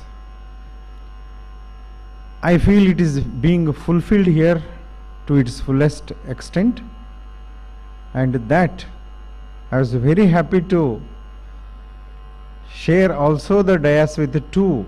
I mean, only one came today, the honors degree holders. It's a pride feeling. When your child achieves more than what we think of, that's the day when parent, teacher, and even the management people who run the institution, they feel happy. So today, being a graduating ceremony, we can say, where degrees are distributed, you all have achieved it. And while I was distributing, I interacted with everybody, asking which place you are from, what innovation you have done, how you are happy with this, and that you are looking more handsome, smart and beautiful also. It's really wonderful. What else we need? A nice smile on the face and a thought of satisfaction. If that can pass through your body every time, before you sleep you think and imagine, yeah, today it was a good day, enough. No disaster happened, no bad thing happened. It was good, and I was there, part of that, and I have contributed. I think so that's what is the life we expect to be led by our children also. We always feel that only the elders have to be doing that. No, it starts from the day one of our life on this earth. And how it goes, it all depends. So on this day, your hard work, your thoughts, and the dreams of your parents are fulfilled. I am sure today the smile on your parents' faces, whether they are here present or wherever they are, that will be the day that you did one task completed today by presenting them a degree certificate. You wanted me to learn, you wanted me to get educated, you wanted me to get a job. That's what I have done. That is the fulfilling features. And definitely you will be very happy and meeting your teachers. Directly or indirectly, they were part of your career and life. And the leaders who are here on the dais. And the blessings of the Father who is here amidst us. It's a wonderful feeling. So for that, I must express my gratitude and happiness. I am also very happy. And that's the day for you. Just spare a few minutes, go back to your day one, when you entered the institute from so many other places. Day one. How you were, what you were on that day. Slightly scared, more nervous. How is it going to be? And day last, today, maybe many of you have got jobs also. And then you think, well, the journey always begins in a way and ends in a different way. And that ending part is the one that you look back and see. You'll recall your day one, your friends, parents who always motivated you, encouraged you. You had so many other difficulties. It was not smooth, definitely. Entering the class, attending first class, then going on through, getting the connection, a job, and then maybe you have not got, still you have idea. I also learned many of you saying that I have already developed, I am working on some software development. So many things you shared. I was just trying to find out. No, that's where that you people have done your job. Don't bother about what you see in either TV or the newspapers, or you look into others' personality. That's not at all important. At that moment, at that instant, what I am, so what you are, is very important. Definitely you will know that you have done some things. Learning is very important. You graduate and enter into a job. You should recall that these 4 years has given me a base on which I can move ahead. Don't expect 4 years should give me a job. 4 years has given you a base, a wonderful base that no other degree provides. It's only in engineering that you get to learn everything. It's only in engineering you get to manage several projects. Only in engineering that you are able to read on the last day and pass.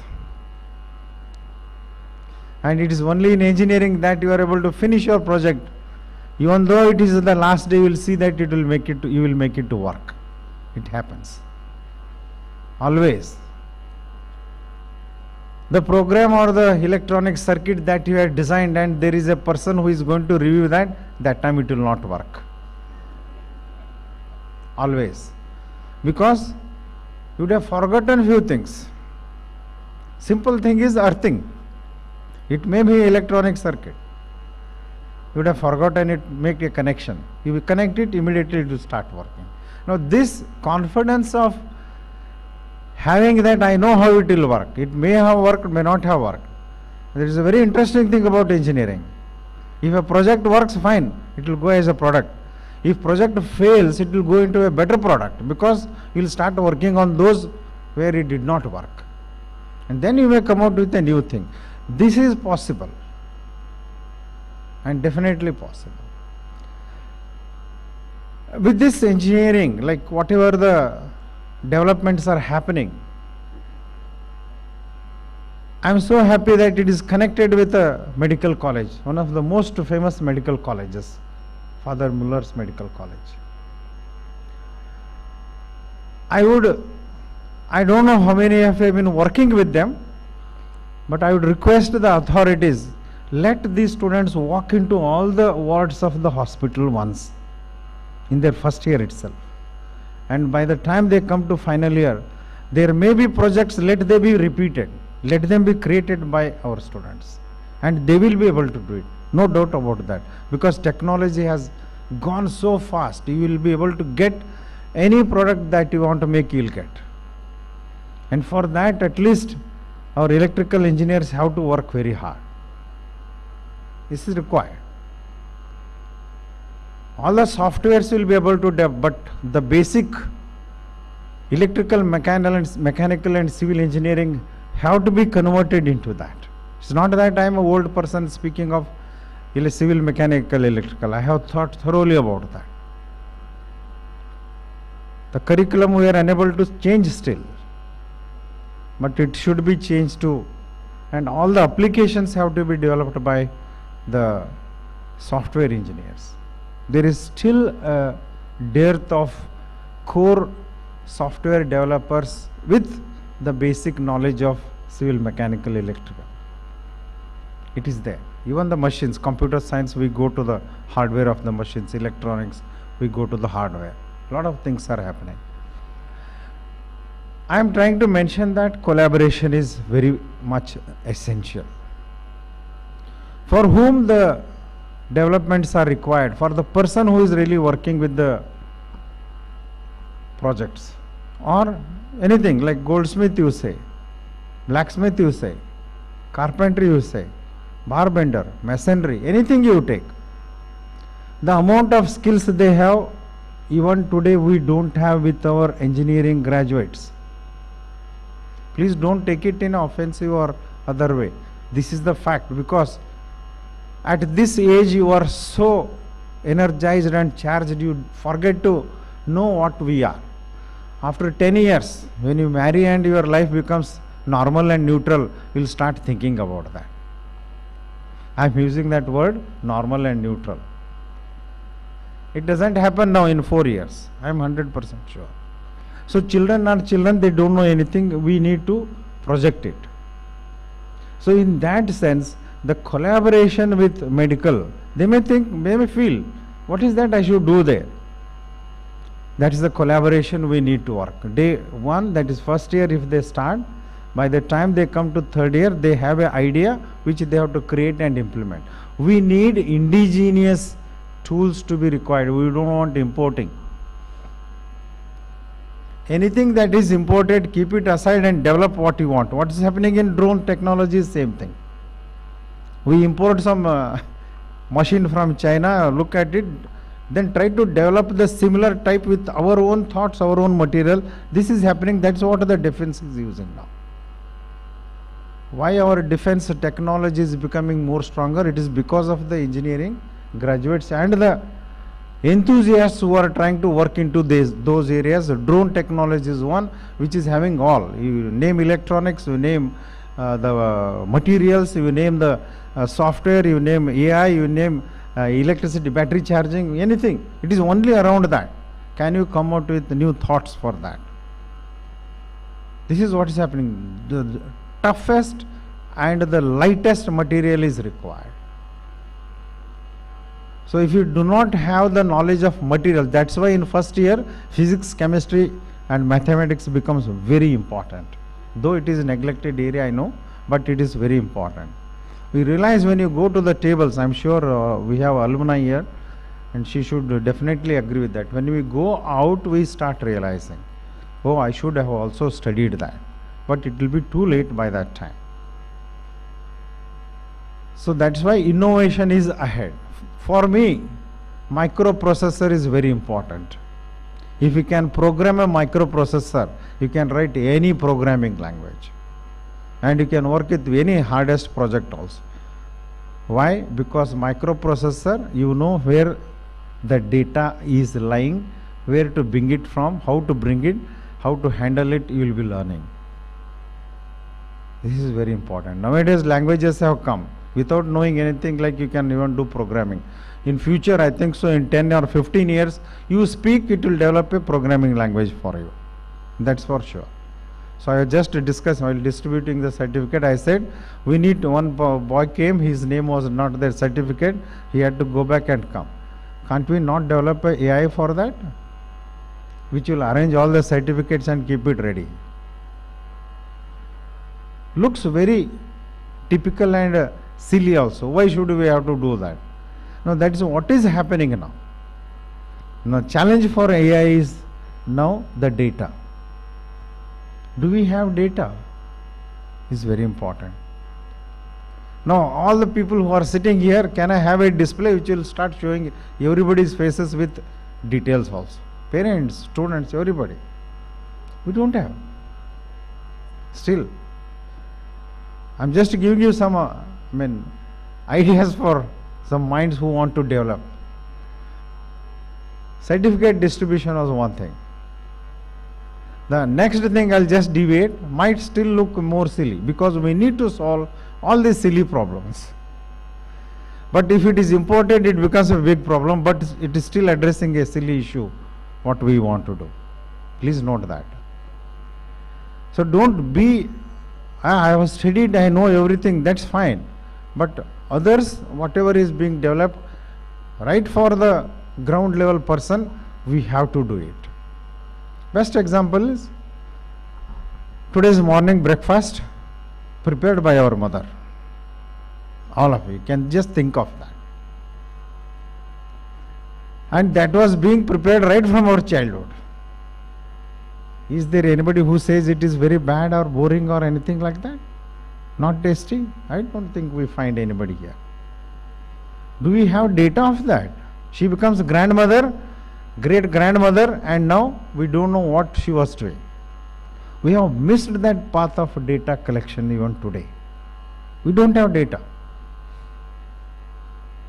AI things are being developed. It prepares idli, sambar, everything. Now you give everything in the equal quantity, it prepares and gives you. Machines are available. Nowadays even it is available online.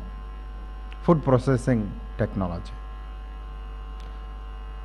So there, for the degree level students studying AI, ML, studying data science, studying computer science, what is that we have created for our homes?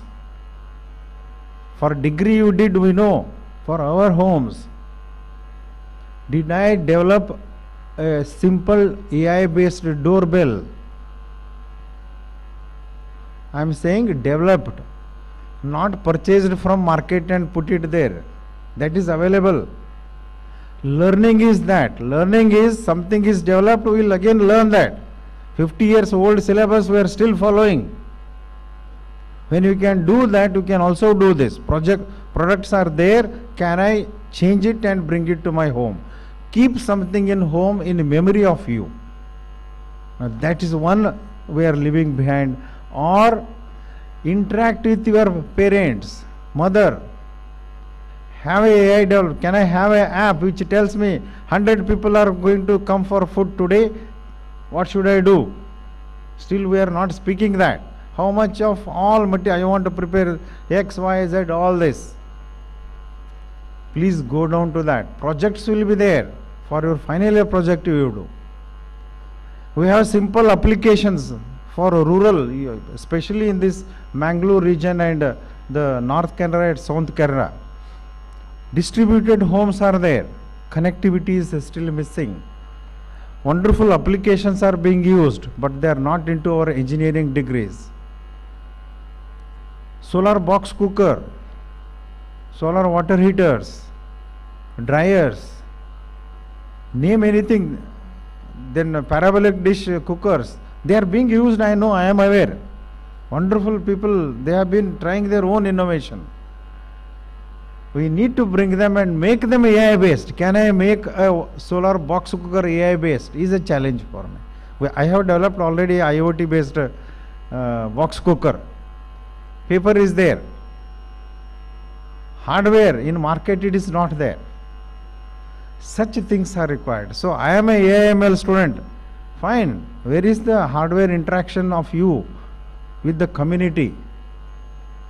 These are requirements for the country. There are still poor people. There are still many people who don't have access to several things. We need to create them. I know the life goes on with earning, corporate, everything long. That is one part. But one fine day you will again have to come back to the same place. And then by the time you look, oh, still nothing is done. That statement should never come. Nothing is done. No. Somewhere while working, can I also spare our next generation? Can they come back and live with the community and do some new innovations? This project, that's what I call as collaboration. So that collaboration is required. Collaboration of high end is required. Collaboration with our lower community is required. If it is not going to happen, then this gap will continue to increase. Affordable and non-affordable. You are able to affordable, you got it. What about the other person who is not able to afford?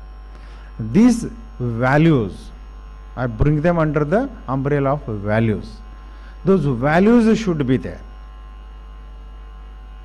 I remember tact, courtesy and simplicity. 3 things. Tact, courtesy and simplicity. Can go back and just search that. Do we have inside our heart all those things? If that is there, you will become a person of this globe. You will be sought after. You will be there everywhere. That we need to build along with our regular. Life goes on. So on this day, I definitely would like to again appreciate all the parents who trusted in their child and that they were able to achieve. If they have not achieved, nothing to worry about. You will definitely be able to do best things. Couple of things I just would like to mention here while I am sharing this dais with you.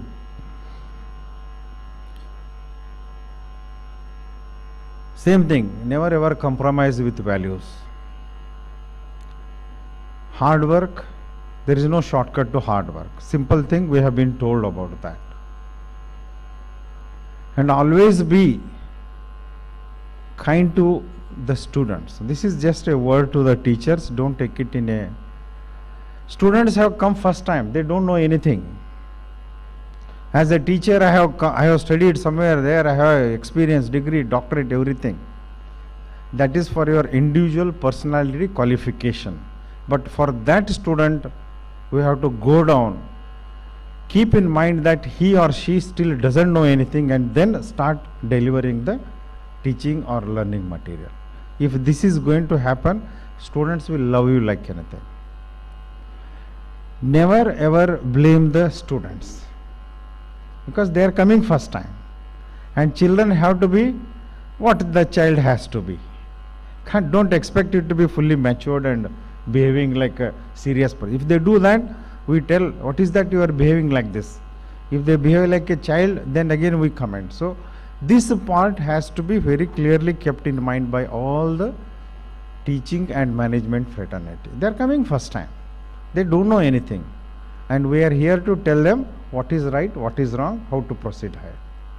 This is the best thing because they are creating so much of infrastructure. We say we have created so much infrastructure, you are not using. Train that, teach that, tell them. They will start using it. And today I was able to see that. Even they have gone out, graduated, working, but the discipline is being maintained. And I am sure it is happening. That's what we need. The next best practice which is not happening, I have been telling even VTU also, they have been taking now. Now they are taking my little bit of guidance or something like that. 400 doctorates graduate every year. Those of you are going to do PhD in future also. 400 graduates. One PhD means it is a new work. It's a new contribution for which a doctorate degree is given. How much of this new work or doctorate is being taught as a subject in classrooms? Either as elective subject, open elective subject or core subject. To go to core subject, it's still harder. But this is a challenge I am leaving open to all the students who may become faculty members also. If you aim to do doctorate degree, then please aim to see that this doctorate degree is taught inside the classroom. 400 PhDs means 400 innovations. 400 innovations taught to 220 engineering colleges, where we have more than 1 lakh students graduating every year with new ideas and thoughts. And definitely industry will not tell the educational institutes nothing is happening. No new thing is happening. This is another thing which I am always little bit critical about. Whenever I hear a developed engineer, he has gone from same engineering colleges. He has not gone from directly from heaven or anything. He has not come. Same fellow. He was a graduate student, passed, then worked hard, became a top engineer. And he says, what I studied in engineering college is not useful. Let such things not happen from any of the graduating student. You tell what I studied was useful, and today I am because of that. Because in your busy schedule, after when you become at the age of maybe 50s or 60s, 70s, where you are going to advise in the era of Viksit Bharat, don't say that what you studied was not useful, because that will be the greatest insult to our teachers. I have been hearing this. Recently I was in one CII meeting. That fellow is a well-known electrical engineer somewhere. He says what I studied was not useful. I could not control. I went and told him, sir, this is not the way.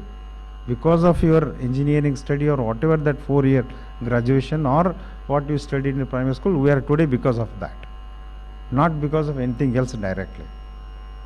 That's why this is one small information I want to share. Whatever you become, you may become Prime Minister or President or heading some boards or bodies or anything, but education, your alma mater is very important. And our alma mater, serving to our alma mater is one of the best things we can give back to the community or society. Today you are connected with St. Joseph, and what happened in these 4 years may or may not be useful at that instant because you were child learning. But when you go and establish yourself, it will be because of this. So, connecting to our alma mater is very important. So, don't leave that. That's why from the PhDs or doctorates, whatever you do, bring it back to your alma mater. Share it here. I have done PhD in this area. I am working in industry. It will be difficult for me to come and teach this subject, but I have. Please write it. This is the syllabus I want you to introduce, which is quite new. And if required, I can deliver online classes. What else we need? We don't need big money or infrastructure or anything. We need that information which is new, and let the present students know about that. Current students are important. It is because of the present students that the industry is telling the students who are coming out of engineering colleges are useless. This is the statement made by the industry, even today also. So we have to make them wrong. As students, we have to make things are wrong. Best practice is come right to the class, be ready, and just wait for the teacher. You see, next day the teacher will come fully prepared. That's how we need the present day students, and we want them to work. There is a pressure on all the students. Not only this, even primary or even the child in a home has a pressure nowadays.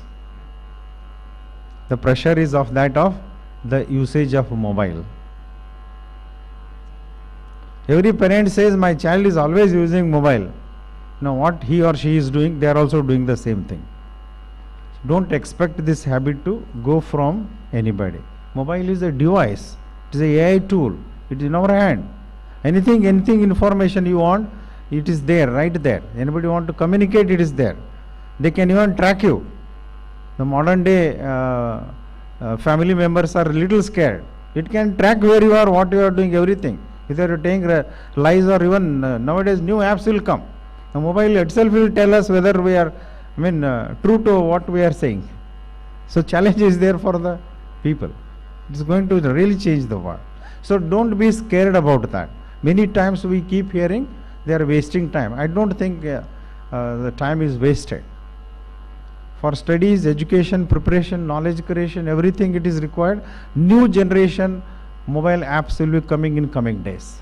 That's for sure. So be prepared to face that. The pressure is that all the parents or 50 plus, you can say, they tell always they are in mobile. Quite natural, it is there in hand, we have to be busy with that. What else we can do? If it is not there, we go outside, we don't know whether child will return back, because outside life is so bad or so fast, or you see on the streets and roads, racing is going so fast with vehicles, everybody is in a hurry. So whether we return back safely, we don't know. So mobile is required. Because of that mobile, child stays in home. That's for sure. So don't blame that. This pressure, young children you have to take, because you soon, after 5 years or 10 years, you will become young parents also. And with that, your life will be going on with that mobile. So that pressure on younger children, this is there. Parents and we all elders should understand about that usage. They say they are using for some all useless other work. Nobody will be doing that. Be positive and believe strongly. If we don't believe in our own children, then who is going to believe? Don't expect neighbors to believe on that. So this is what I wanted to communicate to you all. So all said and done, I am very happy with the principle and the discipline that has been exhibited today, because I have been attending several graduation day programs, highly disciplined, and my appreciation and my congratulations also for that to you all. So I will just close today with 5 Ds for you all, not as this thing, but as my practice, what I do. The first D is set your destination, and that can be done. Not a difficult task. Many of you, some of you will want to become engineers, maybe UPSC or maybe KPSC, competitive examination. Lot of things are there.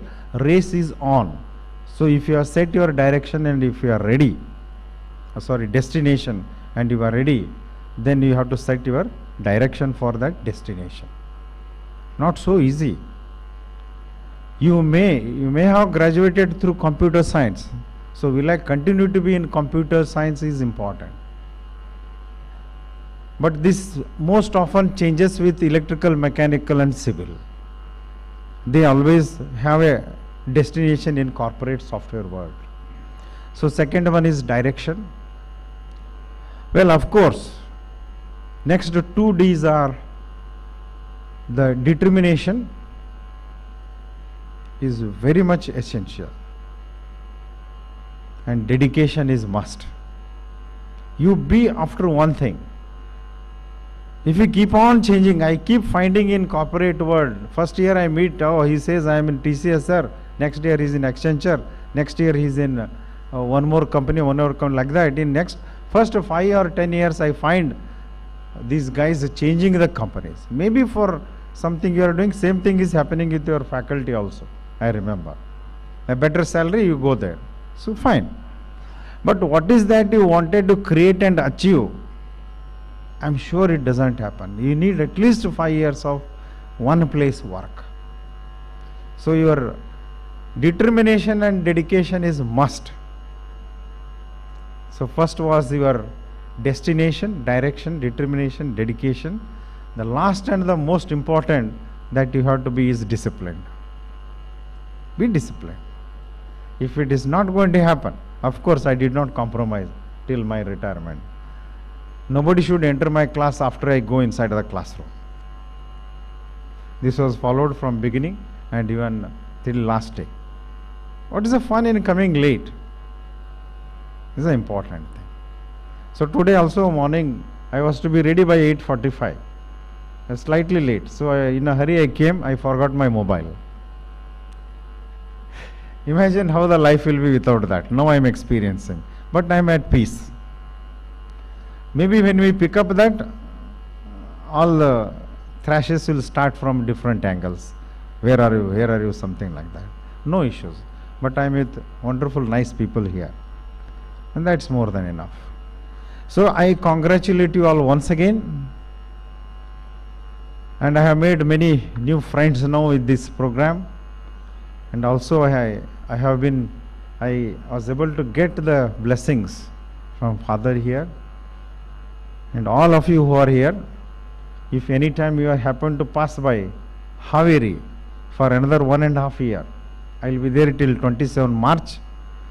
You can always walk in, meet me, no hesitation, nothing, because I know meeting vice chancellors is a big thing, but you can always come down, give your opinion, suggestion, share your happiness.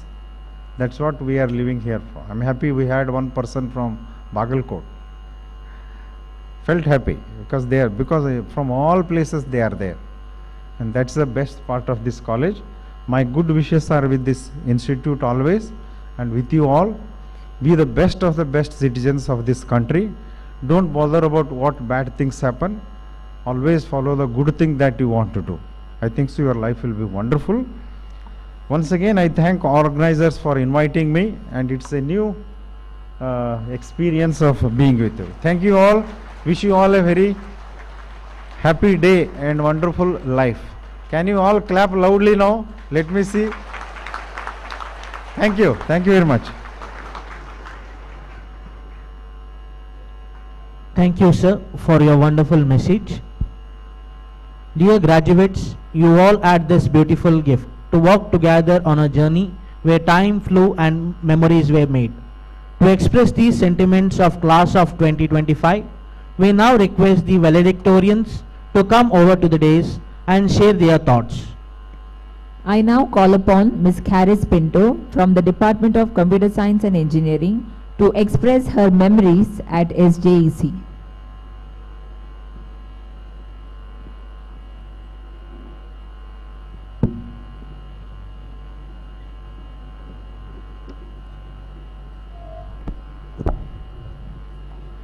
While 4 minutes seems to be a very short duration to condense my thoughts and emotions at the moment, 4 years of engineering didn't feel that long either, did it? Good morning, esteemed faculty, distinguished guests, proud parents, and my dear relieved classmates. Like most students entering the computer science course, I did not want to be in it. My parents at the time were pretty sure that this was the path to success. I, on the other hand, was like Naruto entering his ninja academy. I was struggling, clueless, and didn't care much about it.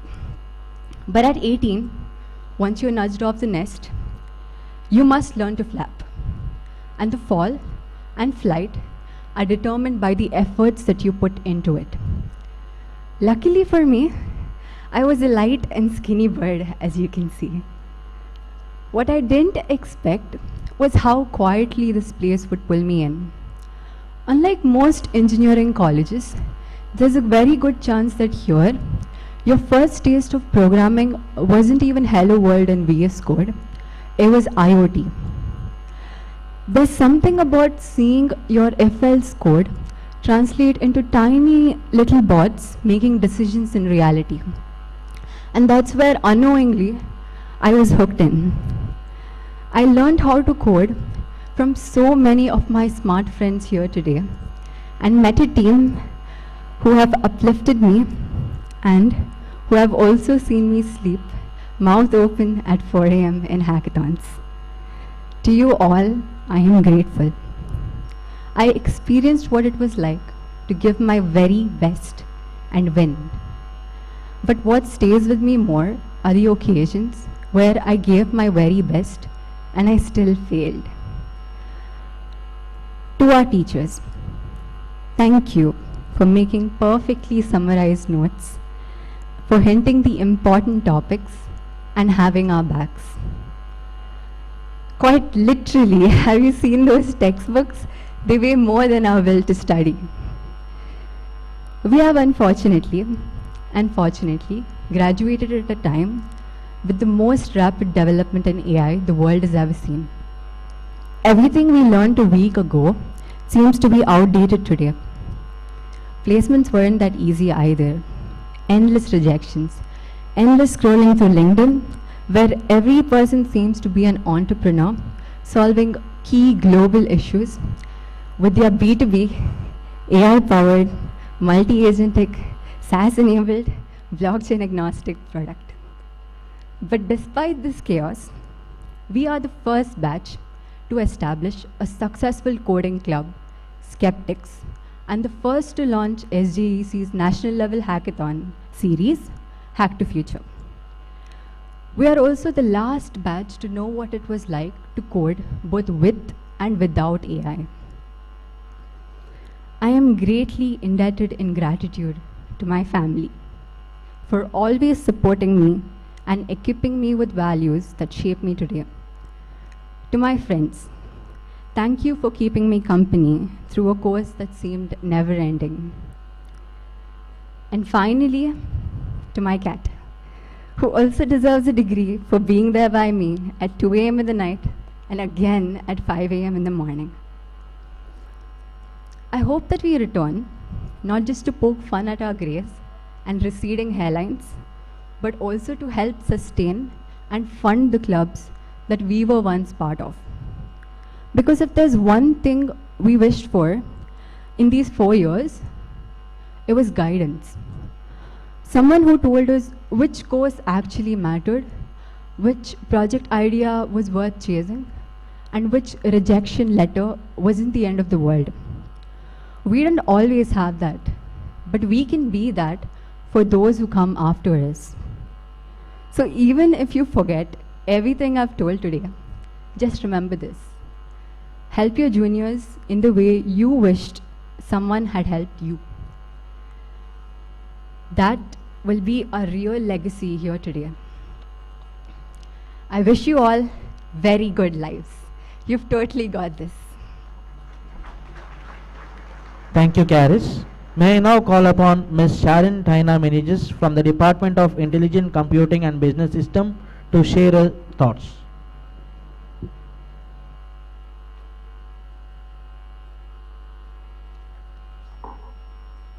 Check. Good afternoon, everyone. Respected dignitaries, management, beloved faculty, parents, friends, and of course, my fellow graduates.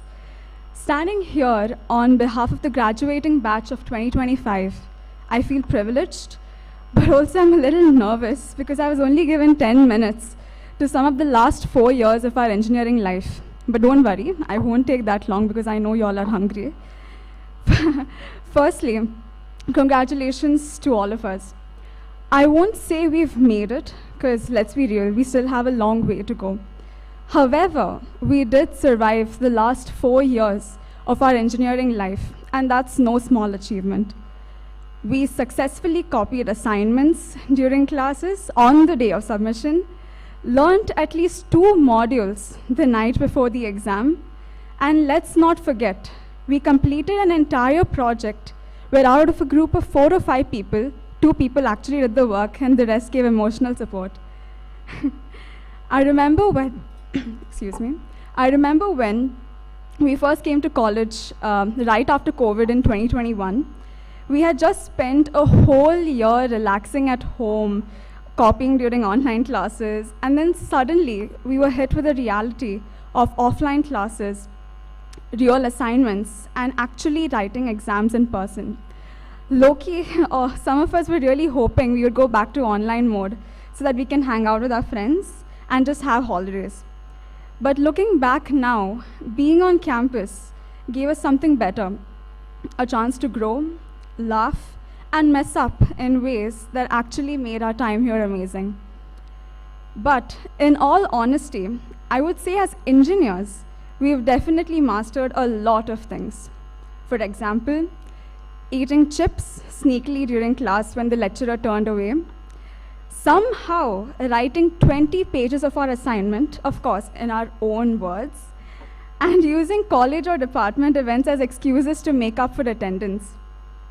We also perfected the noble art of group study, where one person actually studied and the rest of us would just wait for that person to teach. But what made this place truly special were the people guiding us, our faculty members. Y'all have been our backbone, not just for academics, but also for the way you've patiently listened to our creative excuses on why we didn't do assignments on time or why we were late to class. You heard it all, and yet, instead of giving up on us, you always gave us another chance. You've been there with us through all our different phases, and somehow you still put up with us. For that, thank you. To the management, thank you for giving us the opportunity to organize, be a part of events, and for providing us with all the facilities. Honestly, some of our best memories came from being part of these events, and not just attending them, but also working behind the scenes, running around campus, and breaking our heads over budgets. We all know how many permissions we had to take and how many letters we had to write. Sometimes I feel like I was earning a degree in letter writing. But even still, these experiences gave us a real taste of responsibility. Without your support and constructive feedback, Tiara, Millen, TEDx, department events, and even our hackathons wouldn't have been possible. For that, and for trusting us with the freedom to create, thank you. And to all our parents, especially my parents, thank you so much for supporting us and guiding us. I know some of you all here might have not exactly chosen this degree, but I'm pretty sure your parents could not be more proud of you. And now, how can I forget the most iconic spot, the Student Square?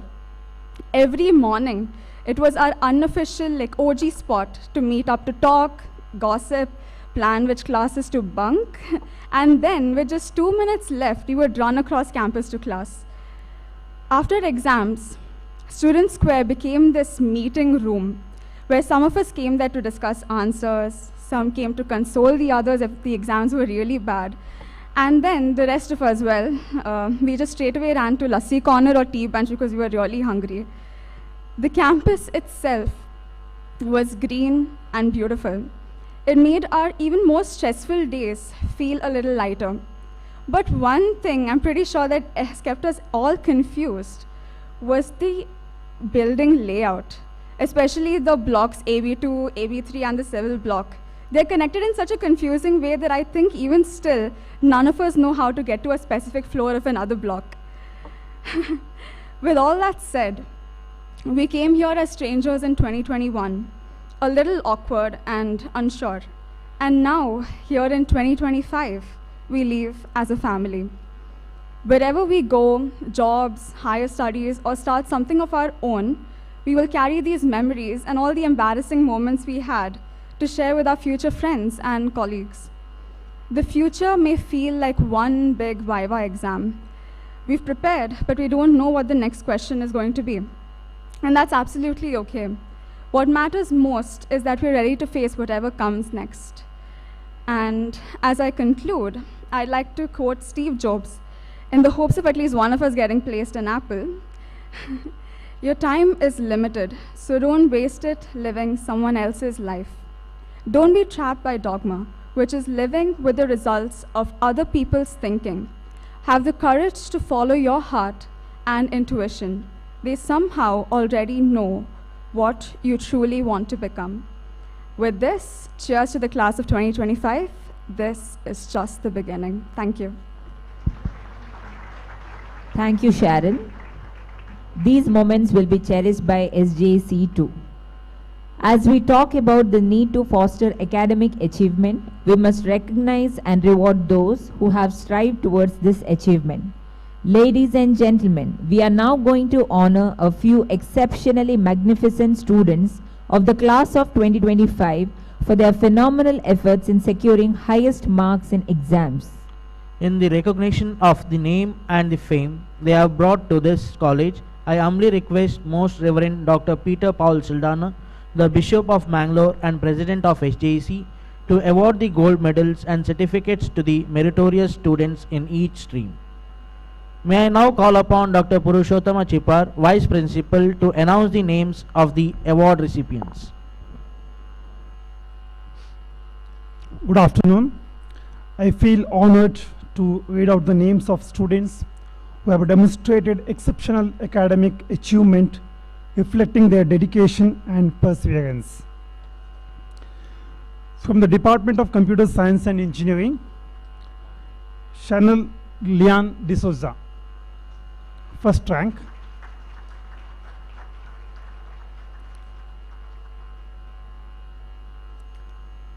Second, Simone Angela Montero.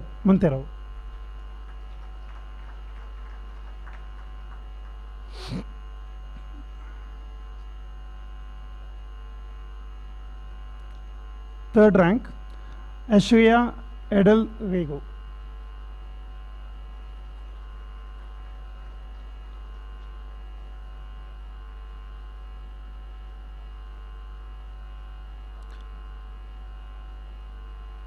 Fourth rank, Lester Shane Fernandez.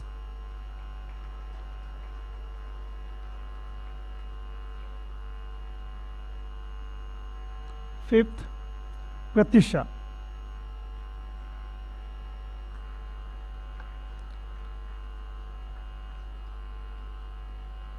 Sixth rank, Shreya Kamath.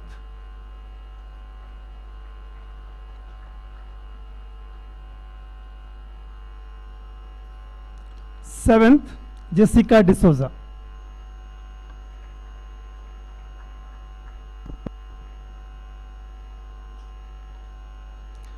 Eighth rank, Anya D'Souza.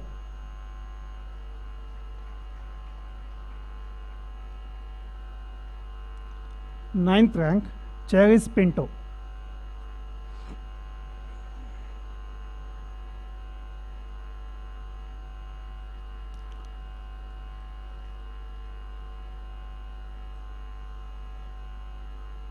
Tenth rank, Chaitanya. From the Department of Artificial Intelligence and Machine Learning, first rank, Rachel Nikita Valentina D'Souza.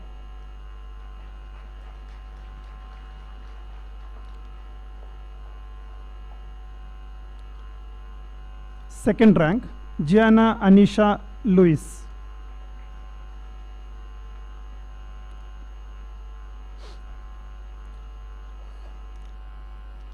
Third rank, Vilisha Morris.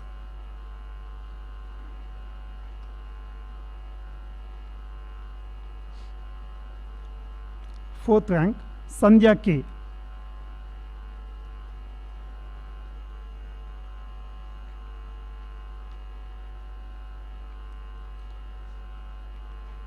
Sixth rank, Pritham U.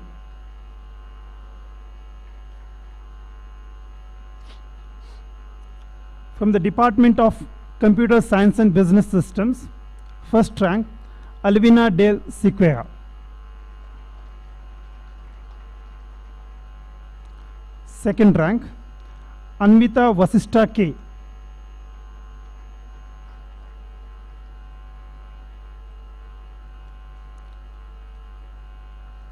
Third rank, Shane Dion Norna.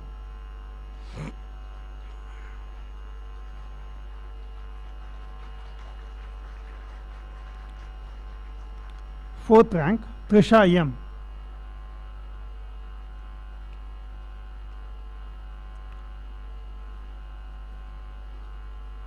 Fifth rank, Chirag.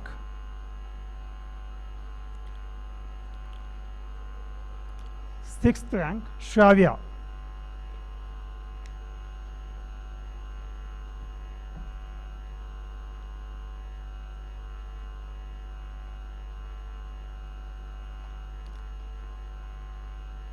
Thank you.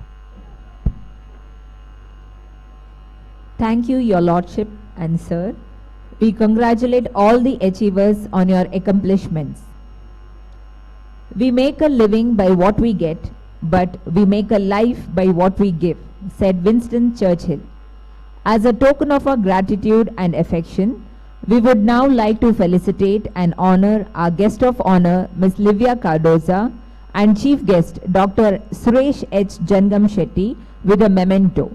I request Your Lordship, Most Reverend Dr. Peter Paul Saldana, to kindly do the honors.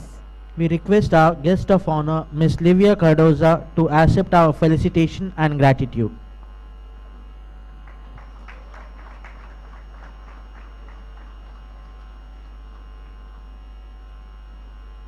May we request our chief guest, Dr. Suresh H. Jangam Shetty, to accept our felicitation and gratitude.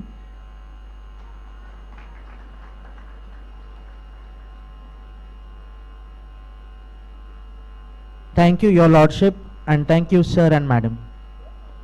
SJC is blessed with a spiritual guide, a leader, and a visionary. He continues to bless us all. I request His Lordship, Most Reverend Dr. Peter Paul Saldana, to deliver the presidential address.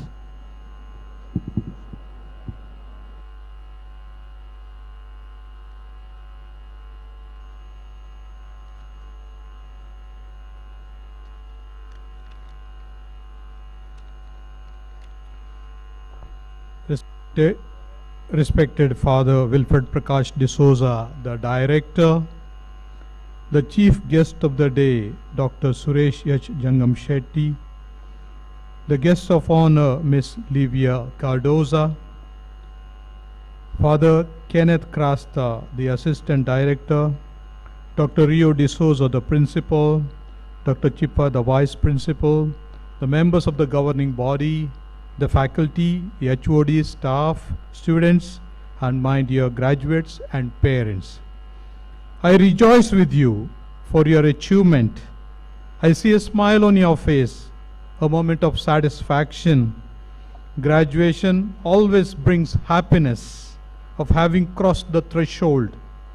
When you succeed, your parents rejoice, you rejoice, and the institute rejoices, especially the faculty and all the student body rejoices together with you.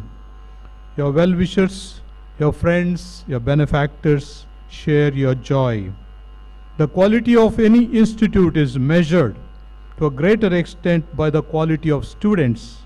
I was very much touched when the chief guest of the day again and again referred to the discipline of our students, and even now that pin drop silence, that great respect that you have in this hall, and that concentration on the event that is taking place, that is your contribution to the institute, and I'm sure that is also the contribution of the total institute.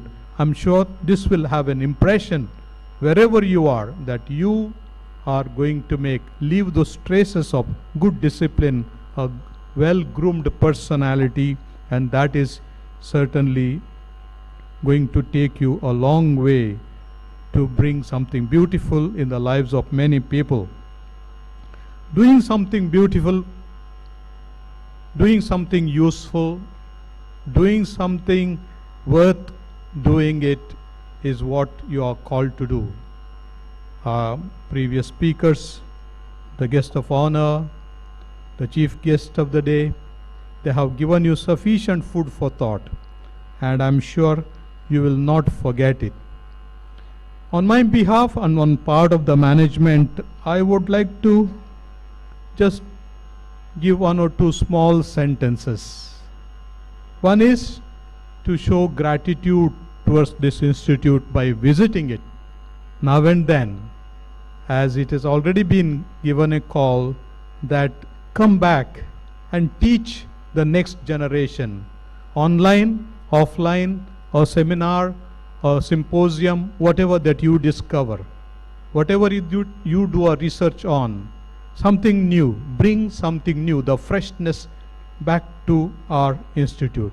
And that way you will be certainly contributing much, and we are waiting for you to come back. That's one little advice. Second, when you pass by this way, Vamanjur, turn your head to the right or left to look at the institute and bow your head and say thank you.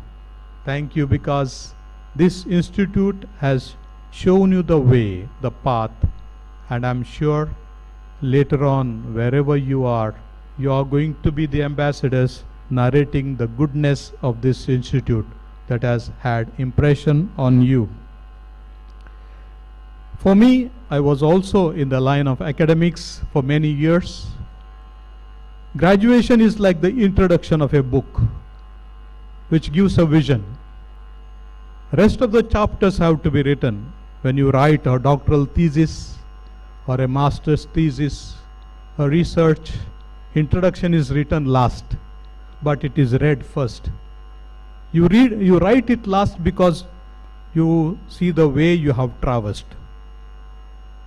but you read first because that will give you a vision.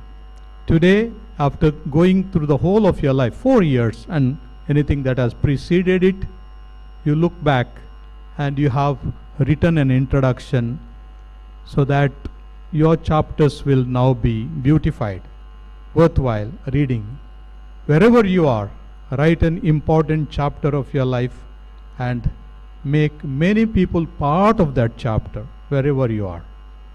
And people will remember you for the goodness that you have, for the kindness that you show, for the compassion with which you accompanied them, for the time you spent with them, the quality time. Everything is essential today. Today people are stressed in many places, especially in the workplaces and in the family also.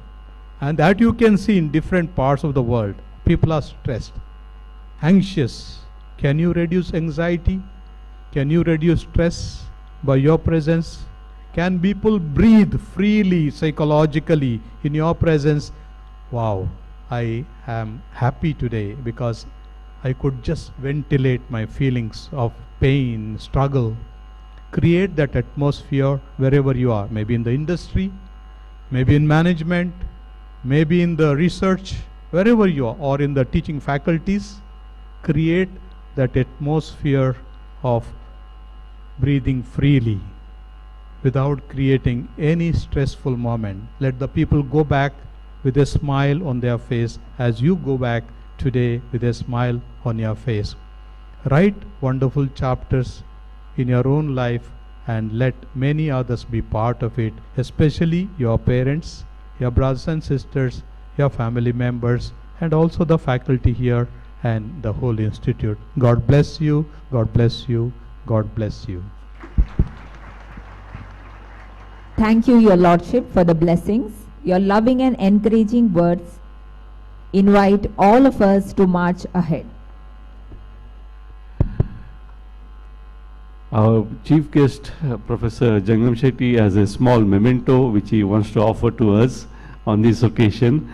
So I request our Most Reverend Dr. Peter Paul Saldana, the Bishop of Mangalore and President of SJC, to kindly accept the memento on our behalf from the chief guest. Thank you.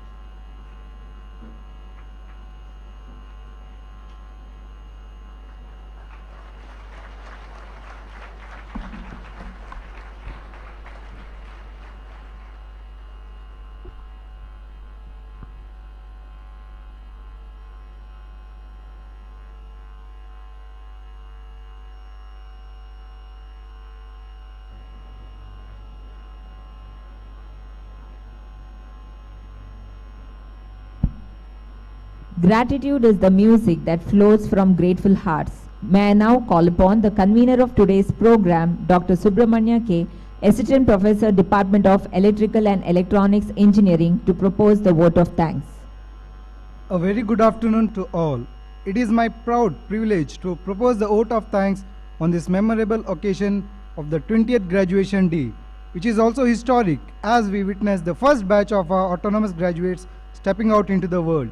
First and foremost, on behalf of management, staff and students, I extend my heartfelt gratitude to our chief guest, Dr. Suresh H. Jangam Shetty, for gracing this occasion with your esteemed presence.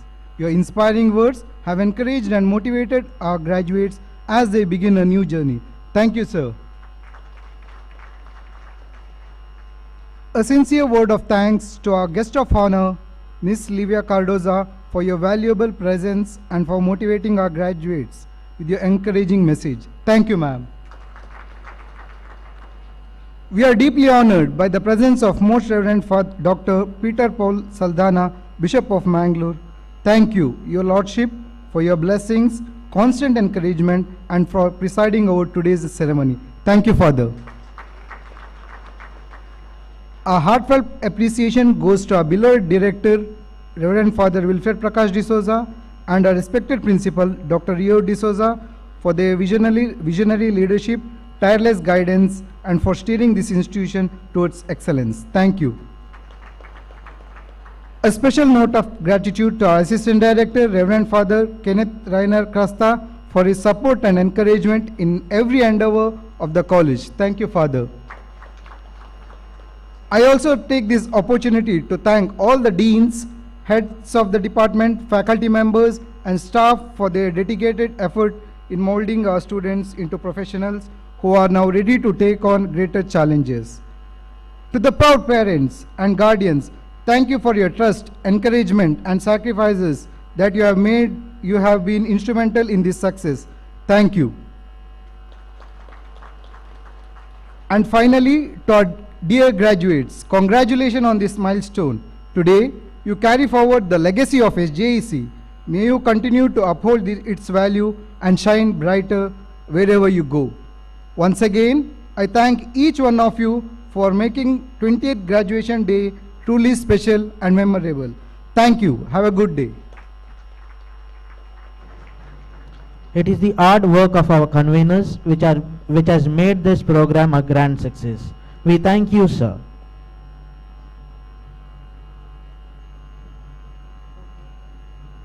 As we come to the end of the ceremony, let us all rise for the national anthem. May I also request you to kindly remain standing after the national anthem as the dignitaries leave the venue.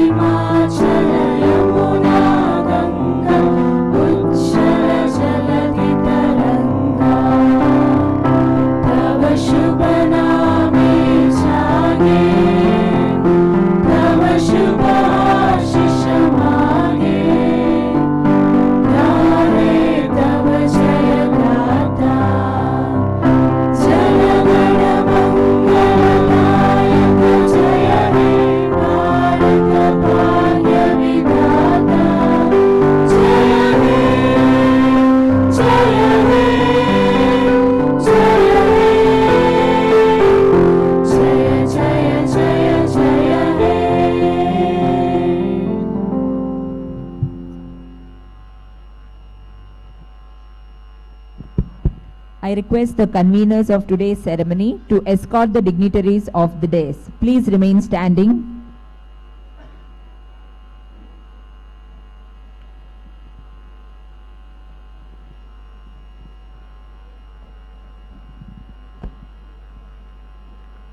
Congratulations to our graduates of class of 2025. This day signifies a new beginning for each and every one of you. You worked hard, you succeeded, and now it is a time to celebrate by joining us for the graduation banquet.